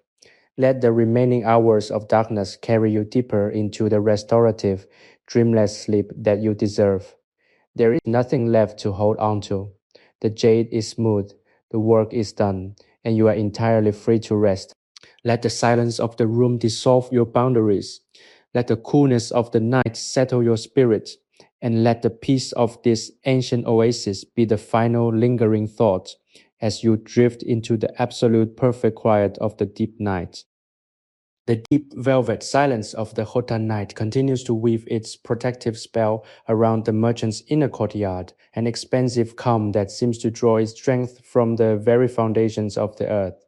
Outside, the vast, shifting expanse of the Taklamakan Desert is illuminated by a silver, ghostly moon. But here, in this secluded chamber, the world is defined only by the soft, steady rhythm of the artisan's breath. He remains in the depth of his slumber, a man who has earned his peace through the long, patient hours of the day. The jade ornament, now sitting upon the coarse cloth, has become a silent emblem of the transition from raw, chaotic material to refined, harmonious beauty. It is as if the room itself has absorbed the quietude of the finished piece, radiating a steady, grounding energy that invites all who enter to simply let go. You are floating within this stillness, a silent observer in a space that has moved beyond the need for words or action. The air in the room is cool and still carrying the faint, lingering scent of the day's work, the crisp, clean mineral essence of the nephrite, and the deep, earthy, almost sweet aroma of the sun-baked mud bricks. It is a sensory experience that feels deeply intimate, as if you are privy to the secret life of the estate, to the quiet, hidden rituals that make the Silk Road not just a route of trade, but a journey of human spirit. Every element of this chamber, from the thick sound-dampening tapestries to the worn comfortable rugs, is designed to facilitate this exact moment, the moment when the human mind, exhausted by the day, finally finds a place to rest its heavy burden. Consider the absolute security of this space. The thick walls, built to withstand the extremes of the desert climate, are also the perfect guardians of your peace. They hold the stillness inside, keeping it from leaking out into the chaotic world, and they keep the noise of the world from intruding upon your sanctuary. Within these walls, there is no expectation of productivity, no demand for speed, and no pressure to perform. You are free from the weight of your own identity for a few hours. You are not your job, your worries, your plans, or your regrets. You are simply a consciousness resting in a room in 980 AD, surrounded by the quiet, grounded history of an ancient oasis. The rhythm of the night is now your only guide. There is no clock, no sun to track, no shadow to measure. There is only the slow, natural progression of the darkness, a tide that carries you ever deeper into the heart of your own tranquility. Feel the sensation of your body becoming one with the room. Your limbs, long since released from their daily tension, feel light and buoyant, as if you're hovering just above the floor. The thoughts that once occupied your mind have become like the fine dust that the artisan brushed away from the stone, dissipated, gone, leaving behind only the clear, smooth, and polished surface of your own awareness. This is the gift of the sanctuary. It is a place where you are allowed to be incomplete. You don't have to have all the answers. You don't have to have your life perfectly aligned. You don't have to be anything other than a person in need of rest. The artisan doesn't judge you. The room doesn't judge you. The night doesn't judge you. There is only an invitation to let go, to surrender to the necessity of rest, and to trust that the world will continue to spin even when you are not actively turning the wheel. The jade is finished. The work is done. Your only remaining task is to be here, in this moment, and to let the peace of the Khotan estate become your own. As you lean further into the quiet, notice the texture of your thoughts. Are they still sharp, or have they become rounded, like the edges of the jade under the abrasive wheel? Are they hurried, or have they slowed to the pace of the room? This is the transformation that happens when we give ourselves permission to be still. We are smoothed, we are refined, we are brought back into a state of harmony. The noise of the outside world is abrasive, but the sanctuary is the polishing cloth. The more time you spend in this quiet, the more the jagged edges of your own day are worn away, leaving behind the core of your being, resilient, clear, and perfectly at peace. The night will continue to unfold, a long, beautiful, and silent duration that offers you all the time you need. There is no rush to wake, no rush to return. You are nestled in the history of the Silk Road, in a place that has been a sanctuary for travelers, dreamers, and seekers for centuries. You are safe. You are cared for by the architecture of the past and the rhythm of the present.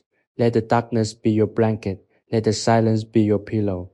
And let the peace of the artisan's room be the foundation upon which you build your own deep, restorative slumber. The lamp may be cold, but the warmth of the work remains.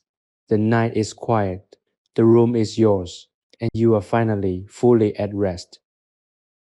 The deep, resonant hum of the desert night has become the foundational melody of your existence within this hidden room.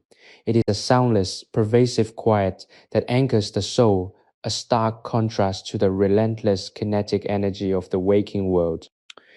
Go out here in the merchant's inner courtyard. The passage of time is measured not by the ticking of a clock or the shifting of light, but by the deepening cadence of your own breathing. The artisan, still lost in his well-deserved repose, is a testament to the restorative power of honest labor. His presence, even in sleep, brings a sense of structural integrity to the chamber. You are sharing this sacred space, a silent passenger in the stream of history, feeling the weight of the years pressing gently against the mud brick walls, reassuring you that this sanctuary has held others just like you, providing the same profound relief from the noise of the world. As you drift further into the dark, visualize the room in its most essential state. Imagine the geometric patterns woven into the tapestries, the subtle earthen hues of the rocks, and the way the shadows congregate in the corners, soft and protective. This is a space where the edges of reality begin to blur. Without the distraction of visual stimuli, your internal world expands. You can feel the coolness of the air on your skin, a reminder of the vast, high-altitude desert outside, while the thermal mass of the building keeps you in a state of perfect temperate balance. It is an exquisite tension, this feeling of being protected from the vastness of the world while remaining intimately connected to it. Consider the nephrite jade again. Even in the absence of light, you know it is there, resting on the table, smooth, cold, and transformed. It is a symbol of everything that is possible when one applies patience to resistance. Your life, like the jade, is full of rough edges and unexpected fractures. Yet, you too possess the capacity for refinement. Every challenge you encounter is an abrasive surface, and every moment of rest you take is a polishing. You are not meant to be static, you are meant to be in a constant state of becoming. Tonight, that state is one of quiet, restorative rest. You are allowing yourself to be shaped by the silence, to be smoothed by the rhythm of the night, and to emerge when the time is right as a more coherent, centered version of yourself. There is a profound sense of trust required to let go in this way. You are trusting that the world will hold its shape while you are not actively observing it. You are trusting that your worries will still be there when you wake, but that they will be manageable just as the jade was manageable once the artisan understood its internal structure. This surrender is the ultimate form of strength. It is the acknowledgement that you are a part of a larger unfolding story, a story that does not depend on your constant vigil, but rather on your ability to find balance within the chaos. Let that realization settle deep into your bones. Feel the floor beneath you, solid and unyielding, supporting the entirety of your weight. You are held, you are grounded, you are exactly where you are meant to be. The room seems to pulse with a low, deep energy, the collective memory of every night spent within these walls. Think of the thousands of dreams that have unfolded here, the quiet realizations, the whispered prayers, and the long, deep sleeps that have mended weary hearts. You are adding your own layer to this history. Your presence, your rest, and your peace are contributing to the legacy of this courtyard. You are not just a listener, you are a participant in a cycle of restoration that has been turning for a millennium. This connection gives your rest a weight, a significance that makes the simple act of sleeping feel like a sacred duty. As the hours continue to march toward the pale early light of dawn, do not feel the need to rush toward that light. The darkness is your friend. It is the time when the hidden work of the mind takes place, when the experiences of the day are sorted, processed, and filed away, leaving only the wisdom behind. Let your mind become a blank, clean slate, ready to receive the quiet teachings of the night. Every breath you take is a clearing of the path. Every heartbeat is a reminder of the steady, unwavering strength that exists at your core. You are, at this moment, the most important thing in the world, because your need for restoration is the only thing that matters. There is a serene, unwavering beauty in this. It is the beauty of the desert, the beauty of the jade, and the beauty of a person who has finally mercifully set down their burdens. You have found the sanctuary you were searching for. You have navigated the distance from your daily life to this remote, quiet room in Khotan, and you have arrived at the destination. The work is done, the jade is polished, the artisan is resting, and you are entirely perfectly at peace. Let the silence encompass you, let the darkness hold you, and let the long, beautiful night be the final gentle cradling of your weary spirit. You are home, you are safe, you are asleep. The desert night has settled into a deep, crystalline stillness, the kind that feels as old as the mountains themselves. Within the merchant's inner courtyard, the air is perfectly calm, holding the quiet like a precious liquid. The artisan has entered the deepest phase of his rest, his body completely surrendered to the floor, his breathing slow and rhythmic, matching the ancient, unhurried pace of the dunes outside. There is a profound sense of completeness in this space. The jade ornament, which occupied the center of the world for so many hours, now sits in the shadow of the table, a finished work waiting patiently for the dawn. You are still here, a quiet presence in the darkness, resting in the same sanctuary that has cradled the artisan's fatigue and rewarded his persistence with this total, blissful absence of demand. Consider the vastness of the Silk Road that lies just beyond these heavy tapestries. It is a world of movement, of caravanserais, of distant markets, of the endless exchange of goods and ideas. Yet in this room, the vastness is condensed into a single manageable point, the present moment.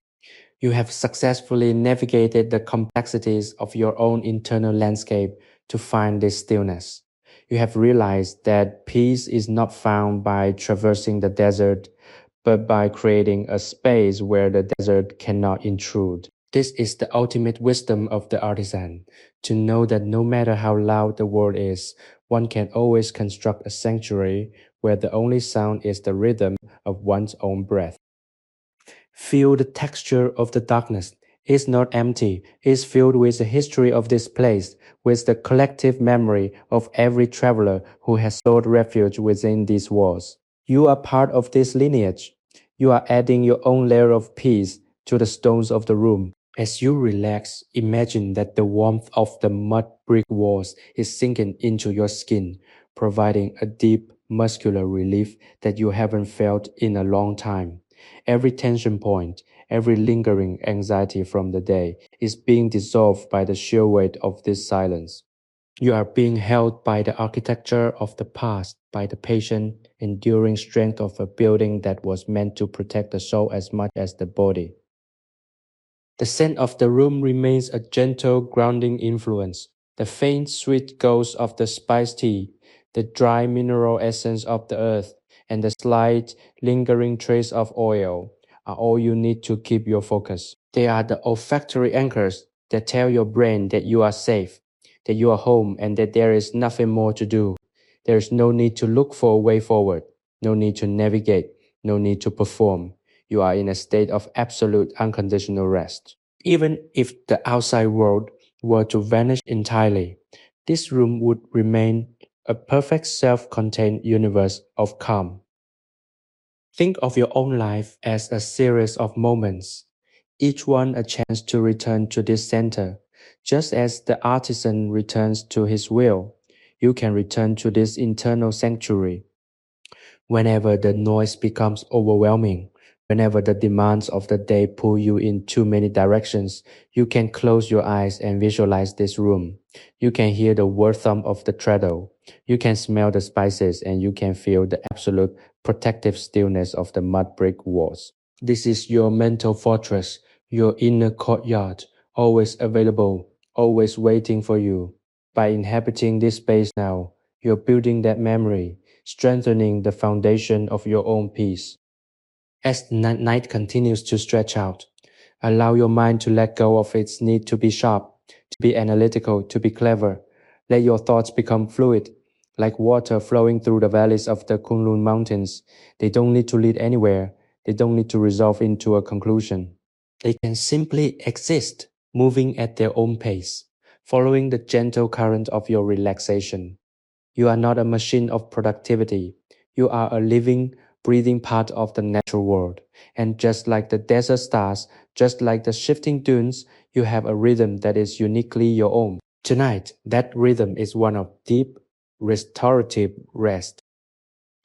There is an inherent dignity in this surrender. To acknowledge your need for rest is to acknowledge your humanity.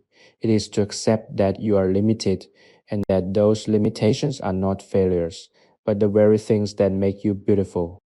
You are not infinite, and that is why your rest is precious. You are not a static object, and that is why your ability to change, to heal, and to grow through rest is so profound. Let that truth wash over you. You are enough just as you are in this moment of complete stillness. The night is a gift. The silence is a language you are finally learning to speak, and you are currently experiencing the most restorative form of connection to yourself, in the safety of a place where you have nothing to prove. Rest deeply, knowing that the sanctuary is secure, and that you have all the time you need to recover, to renew, and to simply be.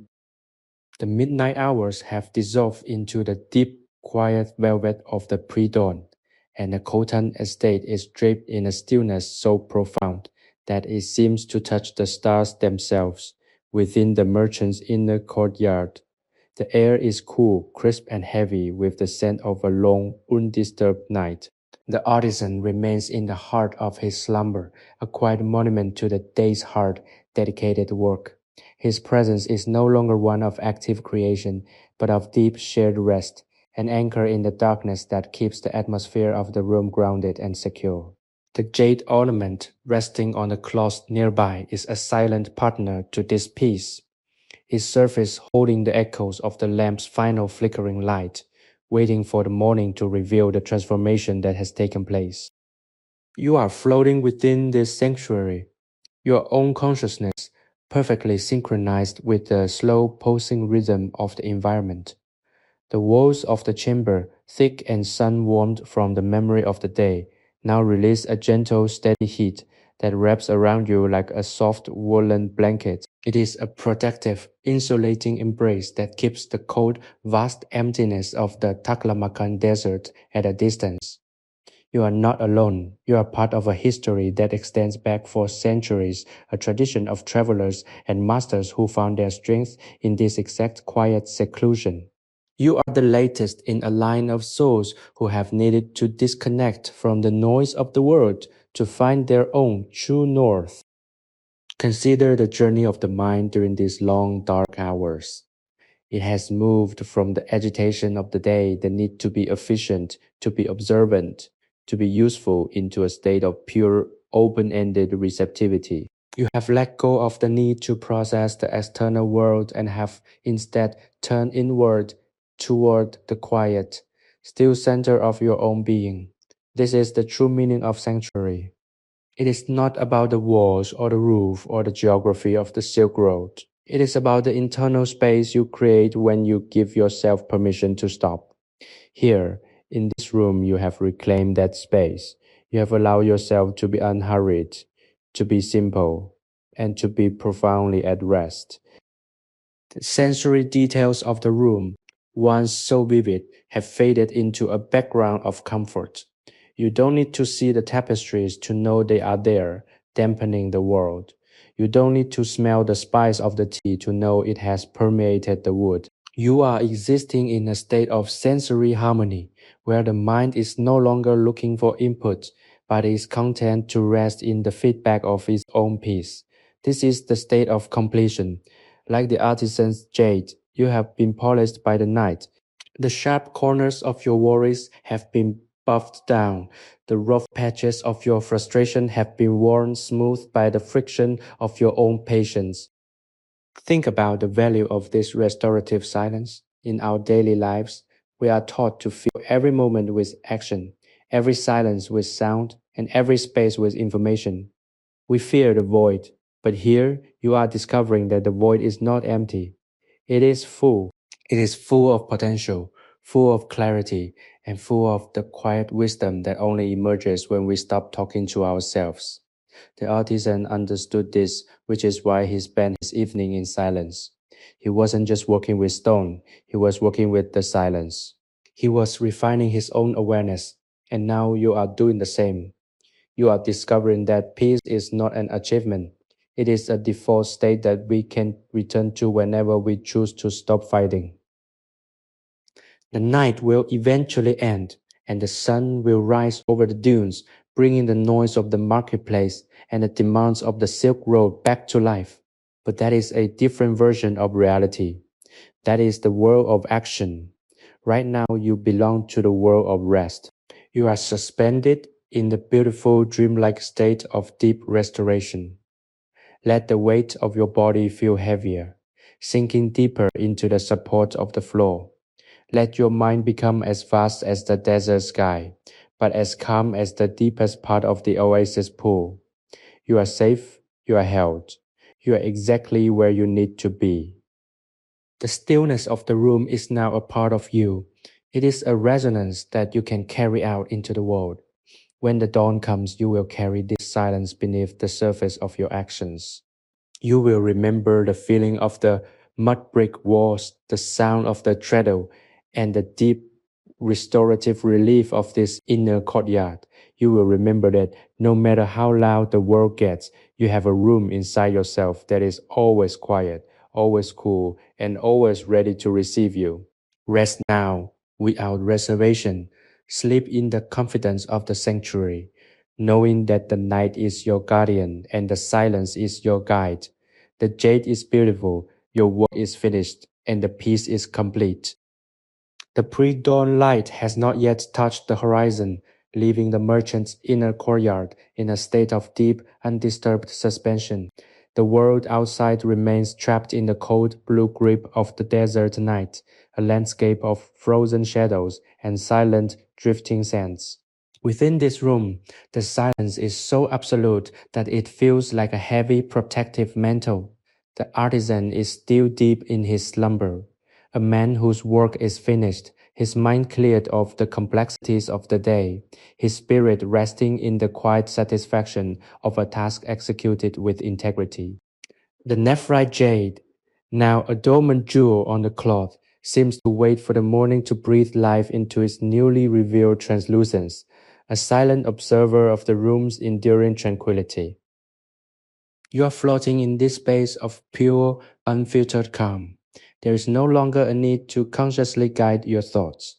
The room is doing the work for you. Every element, the thick, sound insulating tapestries, the cool, solid floor, the residual, earthy scent of the clay walls is working in concert to keep you in this state of profound relaxation. Your mind is like the jade after hours of polishing, smooth, receptive, and entirely free of the grit that characterize your waking hours. This is the goal of the journey you have taken tonight, to move from the chaotic external focus of your life into the deep, grounded focus of this sanctuary. Think of the way a desert oasis functions. It draws its life from the hidden currents, deep beneath the earth, invisible to the traveler on the surface. Your own inner life is just like that. Beneath the surface of your daily activities, beneath the roles you play, the responsibilities you carry, and the expectations you meet, there is a deep underground current of peace. This sanctuary is your way of tapping into that current. By coming here, by sitting in this room, you have allowed your own inner spring to rise to the surface. You are replenishing yourself, drawing from the source of your own quiet strength, so that you can return to your life with more clarity, more grace, and more resilience. The physical sensation of being here is one of total unconditional support. There is no part of you that is under stress. Your breathing is slow and shallow, requiring no effort. Your muscles are soft, having finally relinquished the armor they carry throughout the day. Your mind is wide, expansive, and free. You are in a state of absolute unburdened existence. This is not a dream. It is the reality of being still. It is the truth of who you are when you are not distracted by the demands of the world. Hold on to this feeling. Let it seep into the marrow of your bones. Let it anchor your nervous system. Let it become a part of your fundamental orientation to the world. The history of this room is a silent teacher. It tells the story of those who understood that to build something lasting, one must first build a place to rest. Whether it was the merchant who built the estate, the architect who designed the inner courtyard, or the artisan who spent his life perfecting his craft, they all knew that productivity without rest is a hollow pursuit. They understood that the sanctuary is the foundation of everything else. You are learning this lesson now through the simple, profound act of being present in this room. You are learning that your peace is the most valuable asset you possess, and that it is worth the effort to protect it, to curate it, and to return to it whenever the winds of the world begin to howl. As the night continues to hold you, let your consciousness expand. You are not limited by the walls of this room. You are connected to the stillness of the desert, to the vastness of the sky, and to the deep, unending quiet of the earth. You are part of the landscape. You are part of the history of the Silk Road. You are part of the human lineage of those who seek, who create, and who rest. That connection is a source of infinite strength. It reminds you that you are never truly alone, and that you are always supported by the very nature of existence. Let the darkness be your guide, leading you into the deepest, most restorative sleep you have ever known. Do not fear the transition. It is only a movement from one state of peace to another. Trust that the room will keep you. Trust that the silence will guard you, and trust that you will wake only when you are completely, entirely renewed.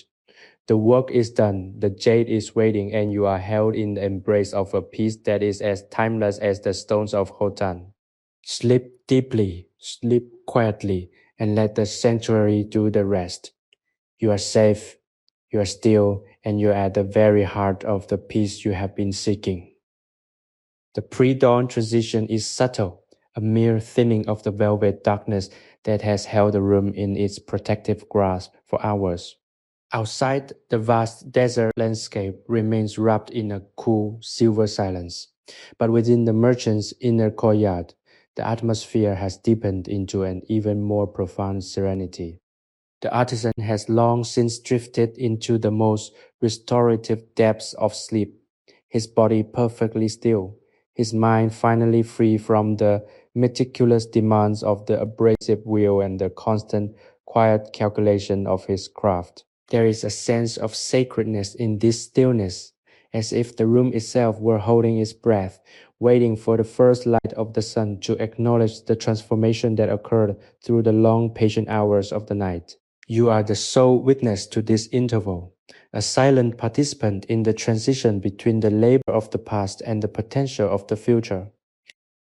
Consider the absolute unwavering patience required to reach this point. You have observed the transition from the bustling, chaotic expectations of the Silk Road to the meditative, singular focus of the carver. You have felt the room settle, layer by layer. As the evening progressed, the noise falling away like dry leaves, until only the essential remained. This is the art of existence. It is the ability to strip away the non-essential, to refine one's focus, and to cultivate a space where the noise of the world is silenced. You have successfully navigated this journey, moving from the distractions of your own life into this quiet stone-walled reality. You have discovered that peace is not found in the absence of work, but in the presence of purpose, a purpose that is defined by the integrity of your actions rather than the speed of your results. Feel the floor beneath you, the cool, solid reality of the mud bricks. It is the most stable element in your world right now, a grounding force that tethers you to the present. There is nothing to fix in this room. There is nothing to arrange. The tapestries hang as they should. The air is still as it must be, and the peace is exactly where it has been all night, right here, in the center of your consciousness. The weight of your own body is no longer a burden. It is a point of contact with the earth. Every sensation, the slight cooling of the air, the faint, lingering smell of spice, the absolute absence of demand is a signal to your nervous system that it is safe to completely, totally dissolve into rest. Think about the quality of the silence. It is not a lack of sound, but an abundance of peace. It is the sound of the earth breathing, the sound of the stars moving, the sound of the ancient Silk Road turning on its axis, a slow, inevitable rotation that ignores the frantic pace of the human heart. By listening to this silence, you are tuning your own inner frequency to a more sustainable, more harmonious rhythm. You are learning to pace yourself according to the logic of the desert rather than the logic of the marketplace.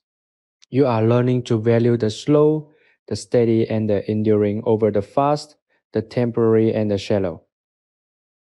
The nephrite jade, resting on its cloth, is the physical embodiment of this lesson. It was born of the mountain's slow tectonic shifts. It was weathered by the river, and it was refined by the artisan's hand. It is a masterpiece of time. And you, in this moment, are participating in that same process. You are allowing the time of the night to work upon you, to smooth your rough edges, to refine your focus, and to bring out the translucent beauty of your own potential. Do not resist this process. Do not try to rush to the morning light. Allow the night to continue its work, for it is in the darkness that the most profound restoration takes place. As your awareness continues to settle, let go of the last remnants of the day. They are like dust motes in a beam of light, flickering, insignificant, and destined to settle eventually. You don't need to capture them. You don't need to organize them. You simply need to let them be. The sanctuary is strong enough to contain whatever thoughts remain, and the silence is deep enough to swallow them. You are safe. You are held. You are drifting on the quietest river in the world, and there is no need to row, no need to steer, and no need to look for a bank. The current of the night knows where it is going, and it will carry you safely to the shore of the morning. This is the promise of the sanctuary, that no matter how tired you are, no matter how much you have carried, there is always a place where you can set it down. You have found that place tonight. You have made the journey to this room, and you have earned this rest. Let the peace of the Khotan estate become your own. Let the stillness of the artisan's room be the foundation of your recovery. You are at the very heart of the silence, and you are entirely, perfectly at rest. Sleep now, for the darkness is protective. The room is secure, and you are exactly where you need to be. The approach of the thin gray light of pre-dawn is barely perceptible, a gentle softening of the darkness that barely brushes the heavy tapestries of the room. The air has grown slightly colder, crisp and thin, as the desert prepares for the sudden dramatic shift of the sun rising over the Taklamakan horizon. Within this inner courtyard, the artisan continues his deep, undisturbed rest, his presence a silent pillar of peace. The room itself feels like a vessel, an ancient, sturdy container of calm that has successfully weathered the long dark hours of the night. You remain within this vessel, floating in the gentle current of the silence, feeling the cumulative benefits of hours spent in this sanctuary. The work of the night, the carving, the polishing, the patient refinement is complete, and its legacy is the profound, resonant stillness that now defines the atmosphere. It is during these final quiet moments, before the world wakes, that the clarity you've been seeking becomes most accessible. You have navigated away from the surface level destructions of your existence and have reached a place of deep, essential truth. You have learned that the noise of the outside world is optional, a layer of static that you can choose to turn down or even silence entirely. You have learned that the sanctuary is not a physical destination, but an internal posture, a commitment to your own stillness, and a dedication to the preservation of your own peace. This realization is your reward for the time spent here. It is a portable treasure, one that you can carry with you into the noise of the coming day. Consider the nephrite jade once more, lying in the shadows, It's no longer just a stone, it is a symbol of your journey. It has been transformed by the very forces that once made it difficult to handle. The abrasive grit that seemed like an enemy was the very thing that revealed its beauty. In the same way, the challenges of your own life, the abrasive moments that have felt like they were wearing you down, have actually been the instruments of your own refinement. They have polished you, they have smoothed away the unnecessary, and brought your true essential self into the light. Do not regret those moments, honor them. They are the reason you are now capable of such depth, such calm, and such clarity. Feel the floor beneath you, the cool, solid reality of the mud bricks. This room is a part of the earth, and you are a part of the room. There is a deep, abiding connection here that transcends the boundaries of the individual. You are connected to the artisan, to the merchant who built this house, to the thousands of travelers who have rested in these courtyards, and to the earth itself. This is the ultimate comfort, knowing that you are never truly separate from the history and the resilience of the human experience. You are supported by a foundation that has stood for centuries, and you are part of a narrative that continues to unfold, one moment of peace at a time. As you sit in this final lingering quiet, let the appreciation of this moment deepen. You have made the time for this. You have honored your own need for restoration. If this journey has provided you with the peace you were looking for, remember that you can return here whenever the world becomes too loud. Our platform is here to support you, to provide you with these sanctuary moments, and to help you foster the emotional values of focus, patience, and restoration. If you have found value in this, consider subscribing and joining our community. Your support allows us to continue to curate these spaces, ensuring that no matter where you are or what you are facing, you can always find a doorway into the stillness of the past, into the wisdom of the artisan, and into the sanctuary of your own heart. There is nothing left to achieve in this moment. The world outside will wake soon, but for these last few minutes, you are the master of your own time. You are the architect of your own peace. Let the silence be your guide. Let the darkness be your comfort, and let the rest you have earned be the foundation for your next step. The room is safe, the artisan is resting, and you are entirely perfectly at peace. Take a final deep breath, feeling the air fill your lungs and the stillness fill your spirit. You are prepared. You are refreshed. You are whole. The light will come, but the peace will stay with you. You have done the work, and now it is time to simply be held in the quiet, absolute safety of the sanctuary. The first hint of true morning begins to filter into the courtyard, not as light, but as a subtle shift in the quality of the stillness. The deep, heavy silence of the night is beginning to thin, replaced by a delicate, crystalline clarity that heralds the approach of the sun. Inside the merchant's chamber, the air remains cool and remarkably still, though there is a sense of anticipation, a feeling that the room is slowly waking from its long, meditative vigil. The artisan remains in his deep rhythmic slumber, his features smoothed by hours of total unencumbered rest. Beside him, the jade ornament lies silent and finished, its form now a testament to the patient, methodical application of human intent. You have reached the final threshold of this sanctuary experience, a moment where the internal and external worlds begin to touch. As the pre-dawn light continues its slow, inevitable crawl across the floorboards, take a moment to integrate the quiet you have cultivated.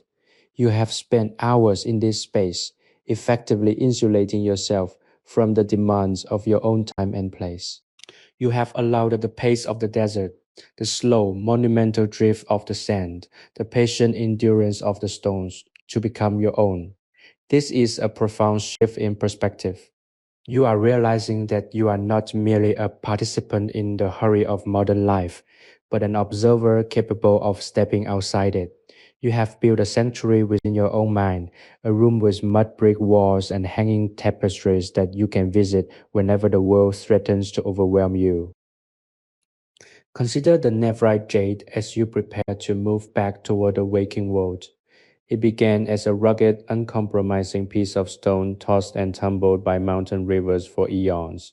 It had no shape, no finish, no beauty, other than the raw potential of its own mineral heart.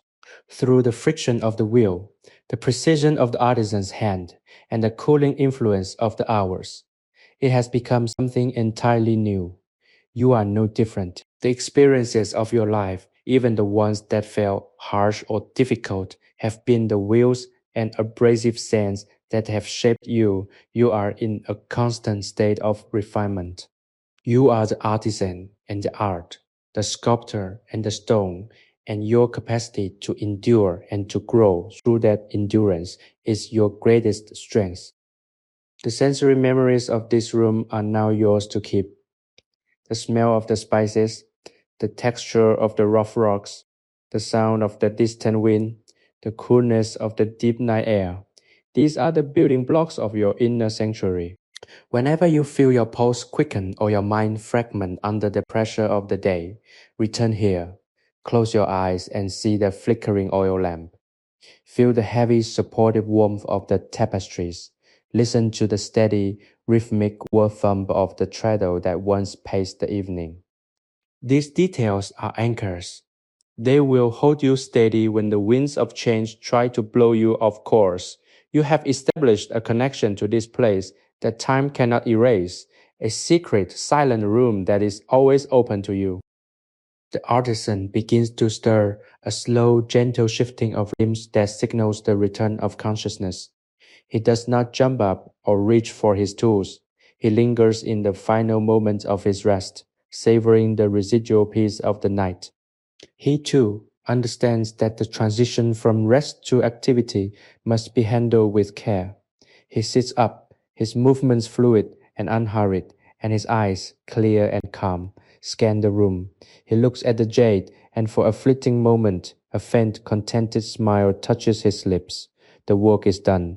It was good work. He accepts this, and in doing so, he honors his own existence. You are witnessing the culmination of his process, and it serves as a final beautiful lesson that a life well lived is a life that is marked by these small, quiet moments of accomplishment and restoration. As you prepare to transition out of this story, carry the stillness of the courtyard with you. Do not rush to fill the silence. Do not reach for the distractions that wait for you beyond this moment. Let the peace of the Khotan estate linger like a fragrance in the air. You are stepping back into your life, but you are doing so from a different place, a place of center, of grounding, and of perspective. You have successfully navigated the sanctuary. You have respected the need for rest. You have found the beauty in the slow, the steady, and the simple. And because you have done this, you are ready for whatever the day holds, not with anxiety, but with the quiet confidence of one who knows where to find their peace. The sun is finally beginning to paint the edges of the room with a pale, soft gold. The desert day is calling, but the sanctuary has served its purpose. You are restored.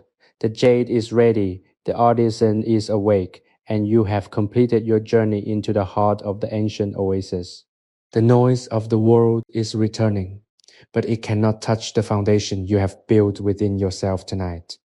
Go forward with the knowledge that this room is always here, that this silence is always available, and that you are always at your deepest level, at rest. The sanctuary remains, and you are its guardian. Thank you for walking through the centuries with us, for honoring the work of the hands, and for finding the stillness that dwells in the center of all things. Your peace is your power. Carry it well. The morning light has finally breached the thresholds of the courtyard, transforming the deep indigo shadows of the night into shades of warm, honeyed amber. The artisan stands now, his movements deliberate and filled with the quiet grace of a man who has not rushed his awakening. He moves to the center of the room, his bare feet padding softly against the woven fibers of the floor, and he begins the small, orderly rituals of closing the workshop. He gathers the tools, the small abrasive coated wheels, the wooden dowels, the polishing leathers, and places them back into their designated compartments within his low cedar wood cabinet. Every motion is an act of closure, a respectful farewell to the night of labor that has passed. He does not treat these objects as mere instruments of utility. He treats them as partners in the creation of beauty, and his care for them is a reflection of his respect for his own craft.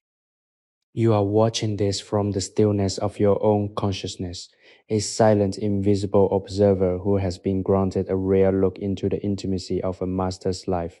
Notice how his posture remains relaxed, even as he begins the day. There is no frantic urgency, no sudden snap into the high stress mode of the merchant class or the chaotic bustle of the marketplace. He maintains the equilibrium he cultivated during the night, carrying the sanctuary of the workshop out into the light of the morning. This is the ultimate application of the work, to ensure that the peace found in the solitude of the craft is not abandoned the moment the door is opened to the world. He reaches down to pick up the nephrite jade. The way he holds it is worth observing, not with a tight, possessive grip, but with a light, open palm, allowing the stone to catch the early sun. For a few seconds, he just looks at it. He turns it slowly, letting the morning rays penetrate its surface, observing the way the light catches the internal structure of the nephrite. It is no longer just a piece of jewelry or a decorative ornament. It is a solidified piece of the night, a condensed version of the hours of focus and breath that went into its making. He is satisfied. There is no pride in his expression, only a quiet, grounded sense of fulfillment. It is enough that the work was done well. As he walks toward the exit, the sound of the world begins to filter in. The distant braying of a donkey, the muffled voices of merchants in the outer courtyard, the shifting of wind through the market stalls. The sanctuary is no longer closed off. The membrane between the inner and outer world is thinning. But you notice something interesting. The artisan does not seem troubled by this intrusion. He has internalized the peace of the workshop. He is walking through the door, but he is not leaving the room behind. He is taking the room with him, wrapped around his spirit like a protective cloak. This is the secret you have been searching for all along.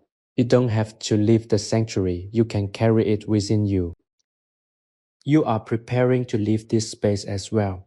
The story of the Khotan artisan is coming to a close, but the practice of his stillness is just beginning for you. Think about the transition you are about to make. You are going to step out of this digital quiet room and back into the complexity of your own life. You will be met with expectations, with noises, with schedules, and with the thousand small demands that define your days. But you are going into that world armed with something new. You have the memory of this silence. You have the architecture of this room built into your mind. You know exactly what it feels like to be centered, and that knowledge will act as a compass for you, helping you find your way back to this feeling whenever you need it. Don't let the noise of the day steal the clarity of the night. Hold on to the feeling of the heavy, supportive rock beneath your feet. Hold on to the scent of the mud bricks and the memory of the steady war thump of the treadle. Whenever you feel your chest tighten, whenever you feel the urgency of the world rising up to meet you, take a single deep conscious breath. In that moment, you are back in the courtyard. In that moment, you are with the artisan. In that moment, you are at rest. The sanctuary is not a place you leave. It is a place you inhabit. It is the core of who you are. The place where you can always retreat to find your own unshakable sense of peace. The artisan pauses at the doorway, looking back one last time at the space where he spent his night. He bows a slight respectful incline of the head, not to a person but to the room itself, to the work, and to the quiet that made it all possible. He is acknowledging the sacredness of the process. Follow his example in your own heart. Acknowledge the time you have spent here. Acknowledge the effort you made to sit still, to listen, and to rest. Honor the fact that you have prioritized your own well-being. This is a courageous, important thing to do. And as the artisan steps out into the sunlight of the Silk Road, he leaves the door wide open, inviting the light to fill the room. But the stillness remains, waiting for his return. You too can step out into your life, knowing that your sanctuary is waiting for your return, perfectly preserved, perfectly quiet, and perfectly yours. The night has passed, the work is done, and you are ready. The sun has fully ascended over the horizon of the Taklamakan, casting long, sharp shadows across the merchant's courtyard and flooding the outer spaces with the brilliant harsh light of a desert morning. Within the inner chamber, however, the temperature remains remarkably temperate, a testament to the thick ancient walls that have served as the silent guardians of this sanctuary. The artisan is gone now, his footsteps having faded into the background murmur of the waking estate, yet the energy of the room remains distinct. It is as if the air itself has been imprinted with the deliberate, calm focus of the previous night. You find yourself lingering in this space, a quiet observer of the aftermath, noting how the sunlight now illuminates the dust motes that drift in the air, revealing a delicate, microscopic dance that mirrors the larger rhythms of the world. There is a profound realization that comes with the daylight. The sanctuary is not merely a place of rest, but a place of preparation. The artisan did not hide in this room to escape his life. He hid here to gather the strength, the precision, and the patience necessary to live it well. As you prepare to depart from this narrative, consider what you have gathered during your time here. You have learned the value of the word thumb of your own inner rhythm. You have learned that the friction of daily life, which often feels destructive, is actually the primary tool for your own refinement.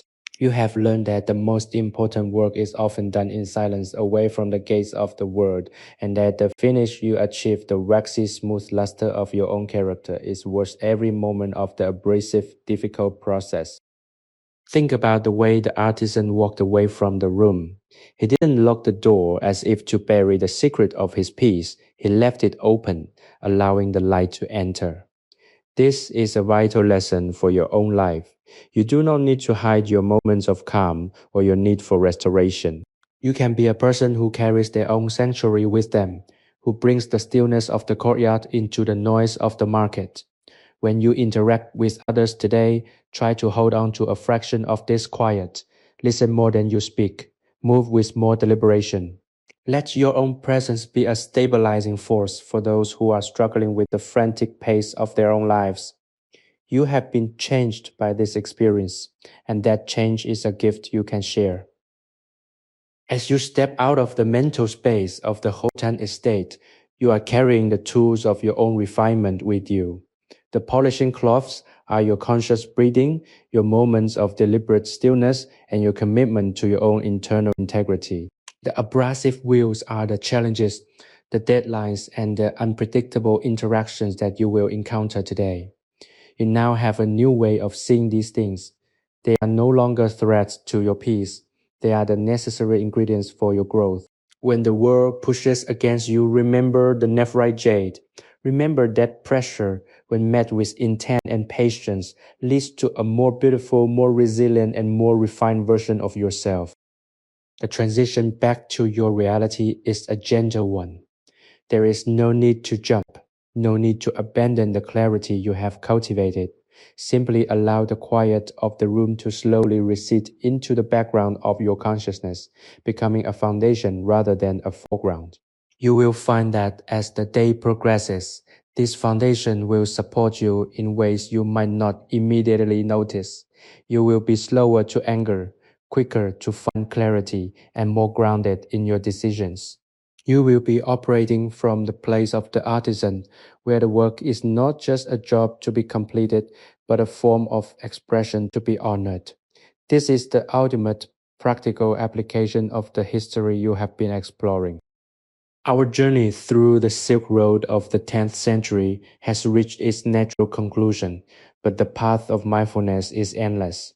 Remember that this platform exists to be your digital courtyard, a place where you can return to find the same stillness whenever you need it. By engaging with these stories, you are not just consuming content, you are participating in a global conversation about the necessity of rest and the human need for peace. You are not alone in your desire for a sanctuary.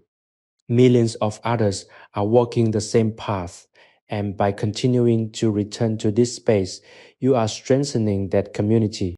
We are grateful for your presence, your patience, and your dedication to your own well being. The light in the chamber is becoming brighter, and the sounds of the active household are growing more insistent. It is time for you to engage with your day, to bring the wisdom of the workshop into the world of action. Take with you the feeling of the cool solid floor, the memory of the deep velvety silence, and the knowledge that you are a person of value, of patience, and of capacity. You are the master of your own internal workshop, and the work you are doing is the most important work you will ever perform. Go forth into your day with the quiet confidence of the artisan. The night was for rest, the dawn is for preparation, and the day is for the beautiful, patient, and meaningful application of your own. Refined spirit, you are ready, you are capable, you are at peace. The morning has fully arrived, and the courtyard of the merchant estate is now a vibrant living theater of sound and motion. The golden sun of the Taklamakan has climbed high, chasing away the last lingering ghosts of the desert's chill and warming the mud brick walls until they radiate a soft, tangible heat. Beyond the threshold of the artisan's workshop, the rhythms of life have accelerated. You hear the rhythmic clatter of pack animals being prepared for the day's journey, the lively, accented voices of traders haggling over the price of silk and spice, and the distant melodic chime of bells signaling the arrival of a new caravan. It is a world of vigorous movement, a stark, exhilarating contrast to the deep, meditative stillness that held you captive during the long, dark night. Yet, despite the clamor of the morning, you find that the sanctuary within you, the one built by the artisan's patient craft, and your own focused witnessing remains inviolate. This is the true test of the work you have done. To maintain your internal equilibrium when the external world demands your attention. As you sit in the final echoes of the workshop's quiet, you realize that the silence you experienced was not a fragile thing, easily shattered by the return of sound. It was rather a solid structural reality of your own consciousness. You have integrated it. You have made it a part of your fundamental orientation. Like the nephrite jade, which remains smooth and cool even when placed in the heat of the sun. Your own spirit now possesses a core of resistance to the abrasive pressures of the day. Observe the way you are feeling now. A strange, beautiful fusion of the night's rest and the morning's potential. You are rested, yes, but you are also alert, sharpened by the focus of the journey you have taken. The tiredness that once clouded your perspective has been burned away by the patient, steady application of the artisan's philosophy. You are ready to engage with your world, not from a place of reaction, but from a place of presence. This is the legacy of the Silk Road, the realization that while we must move through the world, we do not have to be moved by it. We can choose the pace of our own hearts, and we can maintain the sanctuary of our own minds regardless of the distance we travel. Think of the jade one final time. It is now out in the world, likely being packed into a velvet-lined chest, destined for a journey across mountains and deserts to the hands of a king or a merchant in a faraway capital. It has survived the journey from the riverbed to the workshop, and now it begins the journey from the workshop to its ultimate destination. It does not fear the road, it does not fear the distance. It is finished, it is polished, and it is whole. You are at the same point of departure. Your work is finished not because your life is complete, but because this specific process of refinement is done. You have arrived at the beginning of your own next journey, and you are prepared for whatever the road holds.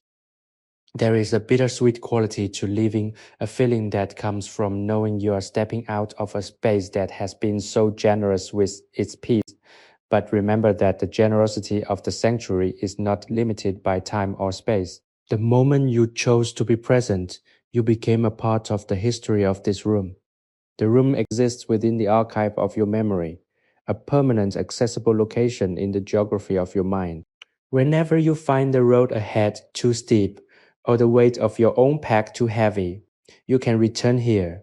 You can sit on the rug, breathe the mineral air, and listen to the whir thump of the wheel. The door will always be unlocked, and the quiet will always be waiting.